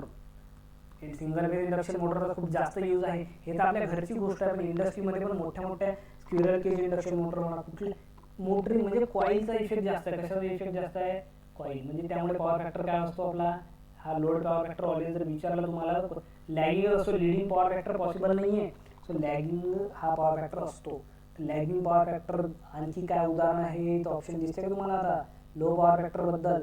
सिंक्रोनस मोटर राहणार आहे का, डीसी मोटर आहे का, नाही. मेन जो सर्वात जास्त प्रॉब्लेम इंडक्शन मोटर सर्वात जास्त यूज आहे, owing to installation of induction motor. त्यामुळे पॉवर फॅक्टर जो आहे जो आपण इम्प्रूव्ह करतोय, पण राहते कशामुळे कमी, तो yes induction motor. Static capacitor. आता हे कॅपॅसिटर बँक आहे, याचं युनिट काय आहे, हे बघा किलोवॅट म्हणजे काय असते, पी असते. केव्हीए म्हणजे काय असतो, टोटल ॲपरंट पॉवर असतो. किलोवॅट हवर काय असते, एनर्जीचं युनिट आहे आपल्या. कशाचं युनिट आहे, एनर्जी. आपल्या एनर्जी मीटरमध्ये रिडिंग दाखवतो किती युनिट गेलं, एनर्जी युनिट, एवढे युनिट खर्च केले. हे पॉवरच्या बरोबर असते का नाही, हवर आहे इथं, किलोवॅट हवर. म्हणजे हे जो आहे केव्हीआर म्हणजे क्यू सप्लाय कोण करतो, स्टॅटिक कॅपॅसिटर काय करतो, काय सांगितलं, रिएक्टिव्ह पॉवर सप्लाय करतो. तर त्याचं युनिट काय असते, केव्हीआर. असा क्वेश्चन एक्झाममध्ये विचारलेला आहे. दिसायला सरळ असते, आपण आपल्याला सरळ चालत नाही ना. ओके, तर सिंक्रोनस कंडेन्सर इज व्हर्च्युअली, ते सांगायचं कामच नाही, तुम्हाला ऑलरेडी झालेलं आहे. Over excited synchronous motor, condenser word आहे म्हणून ओव्हर एक्साइटेड सिंक्रोनस मोटर आली. आणि इथे जर तुम्हाला सिंक्रोनस कॉईल आला असता किंवा सिंक्रोनस इंडक्टर जर आला असता तर तुमचं ऑप्शन काय असतं, अंडर एक्साइटेड. ओके, त्यानंतर तुमचं ऑप्शन चेंज झालं असतं, अंडर एक्साइटेड झालं असतं जर कॉईल इंडक्टर तुम्हाला विचारलं असतं तर. Next, power factor improvement by synchronous conductor drawback. काय ड्रॉबॅक आहे तुम्हाला ऑलरेडी काय सांगितलं आहे मी, की हायर मेंटेनन्स लागते त्याला, आणि त्याला स्टार्टिंगसाठी पण एक काय म्हणतो आपण, सिंक्रोनस मोटर स्टार्टिंगसाठी आपल्याला सेपरेट अरेंजमेंट लागते. आणि सिंक्रोनस मोटर जे आहे ते सिंक्रोनसच्या जर तिकडे गेली तर फ्रिक्वेन्सी जर चेंज केली नाही तर त्याच्यामुळे काय होतं, इंटरप्शन होऊ शकतो. म्हणजे सर्वचे सर्व काय आहे, हे काय आहे, ते ड्रॉबॅक आहे. जसं स्टॅटिक कॅपॅसिटरचे ॲडव्हान्टेज होते, याचे ड्रॉबॅक होते. ते क्वेश्चन एक्झाममध्ये विचारतो म्हणून मी तुम्हाला 2 वेळा इथे सांगितलेलं आहे. ओके, बघा हा क्वेश्चन आहे. हा क्वेश्चन आता तुम्हाला जर सर्च केला तुम्हाला नेटवरती ऑलरेडी तुम्हाला ॲज इट इज मिळून जाईल. यामध्ये त्यांनी काय केलेलं आहे, आपल्याला काय विचारलेलं आहे, कंडिशन बघा काय दिलं आहे, व्होल्टेज दिलेला आहे, फ्रिक्वेन्सी आणि रिअल पॉवर दिलेली आहे. आणि पॉवर फॅक्टर किती दिलेला आहे 0.8. आता डेल्टा कनेक्टेड म्हणजे काय केलं त्यांनी, हा जो लोड होता इथे, ओके, इथे एक लोड कनेक्टेड आहे. या लोडचा पॉवर फॅक्टर त्यांनी असं सांगितलं आहे की इथलं व्होल्टेज जे आहे ते 11 kV आहे. यस, 50 हर्ट्स आणि 200 किलोवॅट. हे काय झाली, हे कुठली पॉवर झाली, हे रिअल पॉवर झाली. आणि पॉवर फॅक्टर किती दिला, 0.8 लॅगिंग. आता आपल्याला पॉवर, आपण काय केलं, एक कॅपॅसिटर बँक इथं कनेक्ट केली. त्यांचा म्हणणं इथं कॅपॅसिटर बँक जे आहे ते आपण बँक लावली. तर डेल्टा कनेक्टेडमध्ये लावतो तर डेल्टा काढतो तुमच्यासाठी समजून घेण्यासाठी, की जेणेकरून एक्झाममध्ये विचारलं तरी तुम्हाला हे डेल्टा कनेक्टेड आहे म्हणजे असा कॅपॅसिटर. सिंगल लाईन डायग्राम आहे म्हणून तसं दिसत आहे, नाही सर डेल्टा कुठं लावली तुम्ही असं नका म्हणून. It's a delta connected capacitor bank असते. सो कॅपॅसिटर बँक इथं कनेक्ट केलं, याच्यामुळे पॉवर फॅक्टर युनिटी इम्प्रूव्ह झाला पाहिजे. म्हणजे जो पॉवर फॅक्टर आहे तो लोडचा, लोडलाच लावले ना आपण, तो cos phi2 जो किती पाहिजे म्हणजे त्यांचा युनिटी पाहिजे. काय सांगितलं होतं जेव्हा कॅपॅसिटर शिकवलं तेव्हा, की आपला जो रिएक्टिव्ह पॉवर जो सप्लाय करतो शंट कॅपॅसिटर, हे डिपेंड कशावर असतो, real power into tan of, काय सांगितलं तुम्ही, पहिला पॉवर फॅक्टर अँगल मायनस दुसरा पॉवर फॅक्टर अँगल, दुसरा म्हणजे जो आपल्याला इम्प्रूव्ह झालेला पाहिजे. तर हे सरळ सरळ इथे टाकायचं आहे तुम्हाला, नाही, तुम्हाला काय दिलेलं आहे इथं बघा, cos phi1 म्हणजे पॉवर फॅक्टर 1 दिला आहे 0.8. तर आपल्याला 0.8 टाकायचं tan phi च्या जागी नाही, आपल्याला phi1 ची व्हॅल्यू काढायची ते टाकायची इथे. म्हणजे इथे तुम्हाला cos इनव्हर्स ऑफ 0.8 करावं लागेल. किती येते ते तुम्ही बघा कॅल्क्युलेटरमध्ये, ते इथे टाका. म्हणजे पी ची व्हॅल्यू किती आहे, 200 किलोवॅट. इथे तुम्हाला सरळ टाकायचे 200 किलोवॅट. इथं सरळ टाकली तुम्ही किलोवॅट. किलोवॅटचं युनिट तुम्हाला माहिती आहे लावायचं 10⁻³ लावायचं इथं इंटू 10⁻³ tan phi1 काय केलं तुम्ही, तर टॅन ऑफ अँगल किती 0.8चा तुम्ही इथे टाका, जो काही आला तो phi1 इथे टाका. आणि phi2 चं काय, cos phi इक्वल टू 1. तर phi cos इनवर्स 1 म्हणजे 0 हे तुम्हाला माहितीच आहे, हे सर्वांना माहिती आहे. cos इनवर्स 1 इक्वल टू 0 म्हणजे हे टॅन ऑफ phi2 ची व्हॅल्यू 0 आलीच. आणि टॅन ऑफ 0 0 होते, हे सर्वांना माहिती आहे. आणि ह्या दोनची व्हॅल्यू जी आहे cos इनवर्स ऑफ 0.8 किंवा टॅन ऑफ जे काही येईल अँगल याचा 36.86 येते बहुतेक, जे काय येत असेल ते इथे टाकायचा. इथे टाकल्यानंतर तुम्हाला काय मिळेल, रिएक्टिव्ह पॉवर मिळेल. तुम्हाला काय मिळेल, रिएक्टिव्ह पॉवर. त्याचं युनिट काय राहील, kVAr. रिएक्टिव्ह पॉवर काढून आपला उत्तर झाला का, नाही. मग आपल्याला पाहिजे कॅपॅसिटन्स. तर कॅपॅसिटन्सचा फॉर्म्युला तुम्हाला ऑलरेडी काय सांगितला, क्यूचा फॉर्म्युला तुम्हाला माहितीच आहे, Q equal to sir v²/xc तुम्ही सांगितलं आहे. आताच बघितला आपण पॉवरचा फॉर्म्युला. xc म्हणजे 1/ωc होते. याला जर तुम्ही ओमेगा सी च्या फॉर्ममध्ये जर लिहिलं तर क्यू इक्वल टू काय आहे, v²ωc. आपल्याला सी जर पाहिजे असला तर सी इक्वल टू काय लिहिणार आहे, आता क्यूची व्हॅल्यू लिहून तुमच्याकडे. सी इक्वल टू काय लिहू शकता तुम्ही या फॉर्म्युल्यावरनं, क्यू डिवायडेड बाय, आता 3 फेज आहे म्हणून इथे 3 येणार, लक्षात घ्या. 3 फेज डेल्टा बँक म्हणून 3 येणार आहे, इथे 3 आला तुमचा. आणि त्याच्यात क्यूची व्हॅल्यू तुम्ही इथे टाका, Q/3 v²ω असं टाकलं, कॅपॅसिटन्स तुम्हाला मिळून जाईल. कॅपॅसिटन्स त्यांनी विचारला आहे, पण आपल्या एक्झाममध्ये कॅल्क्युलेटर यूज करत नाही. तर आपल्याला क्वेश्चन जो जनरली विचारतात तो क्वेश्चन आपल्याला KVR रेटिंगच विचारतात. काय विचारतात, KVR म्हणजे इथपर्यंतच विचारतात. हा क्वेश्चन आता पूर्ण होता म्हणून घेतला मी, तुम्ही बघा कॅपॅसिटरची व्हॅल्यू आली तर. नाही तर जे KVRचा आन्सर येत आहे ते आन्सर आपल्या कमेंट बॉक्समध्ये करा किंवा टेलिग्रामला मला पाठवा, की हे जी व्हॅल्यू आली क्यूची, कुठली क्यू कॅपॅसिटर, हे इथं मी तुम्हाला सांगतोय याची व्हॅल्यू जे KVR मध्ये युनिट येते, हे जे tan phi1 minus tan phi2 into 200 केलं, ते जर आन्सर तुम्ही कमेंट करा. तेच एक्झाममध्ये आपल्याला जास्तीत जास्त विचारलेलं आहे. पण पर्टिक्युलरली एका इंडिव्हिज्युअल कॅपॅसिटरचं म्हटलं तर याचं जे आन्सर आलं त्याला काय करावं लागेल तुम्हाला, डिवायडेड बाय कॅपॅसिटी पर फेजसाठी जर करायचं असलं तर हे जे KVR आलं त्या आन्सरला तुम्ही काय कराल, डिवायडेड बाय 3 कराल, जेणेकरून पर फेजमध्ये आपल्याला एक कॅपॅसिटरनं किती KVRचं अप्लाय केलेलं आहे ते आपल्याला समजून जाईल. हे टोटल क्यू जो आहे तो टोटल क्यू झाला, तिन्ही डेल्टा बँक मिळून म्हणजे तिन्ही कॅपॅसिटर मिळून तो झालेला आहे. इंडिव्हिज्युअल विचारलं तर डिवायडेड बाय 3, पर फेज विचारला तर करायचं आहे. Okay, clear. हा सिमिलर क्वेश्चन, यस, यामध्ये सिमिलर क्वेश्चन आहे. KVR रेटिंग जसं मी सांगितलं, फक्त KVR रेटिंग आपल्याला विचारतात. बघा काय यात फक्त व्हॅल्यू चेंज झालेला आहे. रिअल पॉवर तुम्हाला एवढी दिलेली आहे, पॉवर फॅक्टर पहिला हा होता आणि नंतर पॉवर फॅक्टर 0.9 करायचा आहे. तर cos phi1 cos phi2 तुम्हाला काढून देतो मी, की तुम्हाला पी जे आहे ते फिक्सच राहते, 5 किलोवॅट राहणार आहे. तुम्हाला cos phi1 दिलेला आहे इज इक्वल टू 0.75 दिलेला आहे आणि cos phi2 काय दिलेला आहे तुम्हाला, यस, तो इम्प्रूव्ह करायचा 0.9 दिलेला आहे. मग याला आपल्याला टॅनच्या फॉर्ममध्ये कन्वर्ट करण्यासाठी आपण फाय इज इक्वल टू काय करतो, कॉस इथेनॉट. आता कॅल्क्युलेटर यूज करा तुम्ही, पण कसं जमलं पाहिजे तिथं तुम्हाला आपल्या एक्झाममध्ये जर व्हॅल्यू आल्याच असेल, काय काय व्हॅल्यू आपल्याला रट्टा मारावा लागतील आणि काही व्हॅल्यूसाठी काय करावं लागेल, काही व्हॅल्यूसाठी आपल्याला कॅल्क्युलेटरचा यूज करता आला पाहिजे. म्हणजेच आता या हे डिफिकल्ट व्हॅल्यू आहे ते कॅल्क्युलेटरचा यूज करून करा तुम्ही. तुम्हाला सवय असली पाहिजे की स्टेप नाही चुकली पाहिजे. कॅल्क्युलेशनमध्ये मग तुम्ही प्रॅक्टिस करता करता येऊन जाईल, पण स्टेप जर विसरले सध्या स्टेपकडे फोकस घ्या. वाटलं तर कॅल्क्युलेटर यूज करा, नंतर मग तुम्हाला एकदा स्टेप तुमच्या परफेक्ट झाले की याच्यानंतर हे करायचं, मग कॅल्क्युलेशन आता स्वतः आपण करू शकतो. आता दोन्ही आपल्याला काय भेटतील, फाय 1 आणि फाय 2 भेटेल. बस तुम्हाला काय करायचं, Q is equal to P into formula आपला तोच आहे टॅन ऑफ फाय 1. फाय 1 म्हणजे हे जे आन्सर येईल ते इथे टाकेल, minus tan of phi 2. Phi 2 म्हणजे हे जे तुमचं आन्सर येईल ते टाकायचं, आणि जे आन्सर आलं तुमचं ते 3 फेजसाठी राहील. 3 फेजसाठी दिलेलं आहे म्हणून या आन्सर जे येईल तुमचा त्या आन्सरला काय करायचं, डिवायडेड बाय 3 करायचं. म्हणजे तुम्हाला पर फेज जे आहे, पर फेज तुम्हाला मिळून जाईल. इथं त्यांनी ईच फेज म्हटलेला आहे. Okay, determine the kV rating of capacitor. Numerical विचारलेला क्वेश्चन राहू शकतो. Thank you so much. याच्यासाठी कारण आता हा क्लास झाला बूस्टर नंबर 4. बूस्टर आता 5 येईल. आपल्या पॉवर सिस्टम आपण पूर्ण कंप्लीट करणार आहे. त्यानंतर आपण करणार आहे मशीन कंप्लीट. मशीन कंप्लीट झाल्यानंतर आपले पहिला एक सब्जेक्ट कुठला कंप्लीट झाला आहे, नेटवर्क. बेसिक नेटवर्क आपला ऑलरेडी कंप्लीट झालेला आहे. आपल्या चॅनलवरती सर्व व्हिडिओज आणि क्वेश्चन आहेत. पहिला हा चालू आहे, दुसरा हा कंप्लीट करू आपण, तिसरा करू, चौथा मेजरमेंट घेऊ, नंतर पॉवर इलेक्ट्रॉनिक्स वगैरे ते पण आपण घेणार आहे. जेवढा टाइम परमिट केला तेवढा जास्त आपण कंप्लीट करण्याचा प्रयत्न करू. Okay, thank you so much.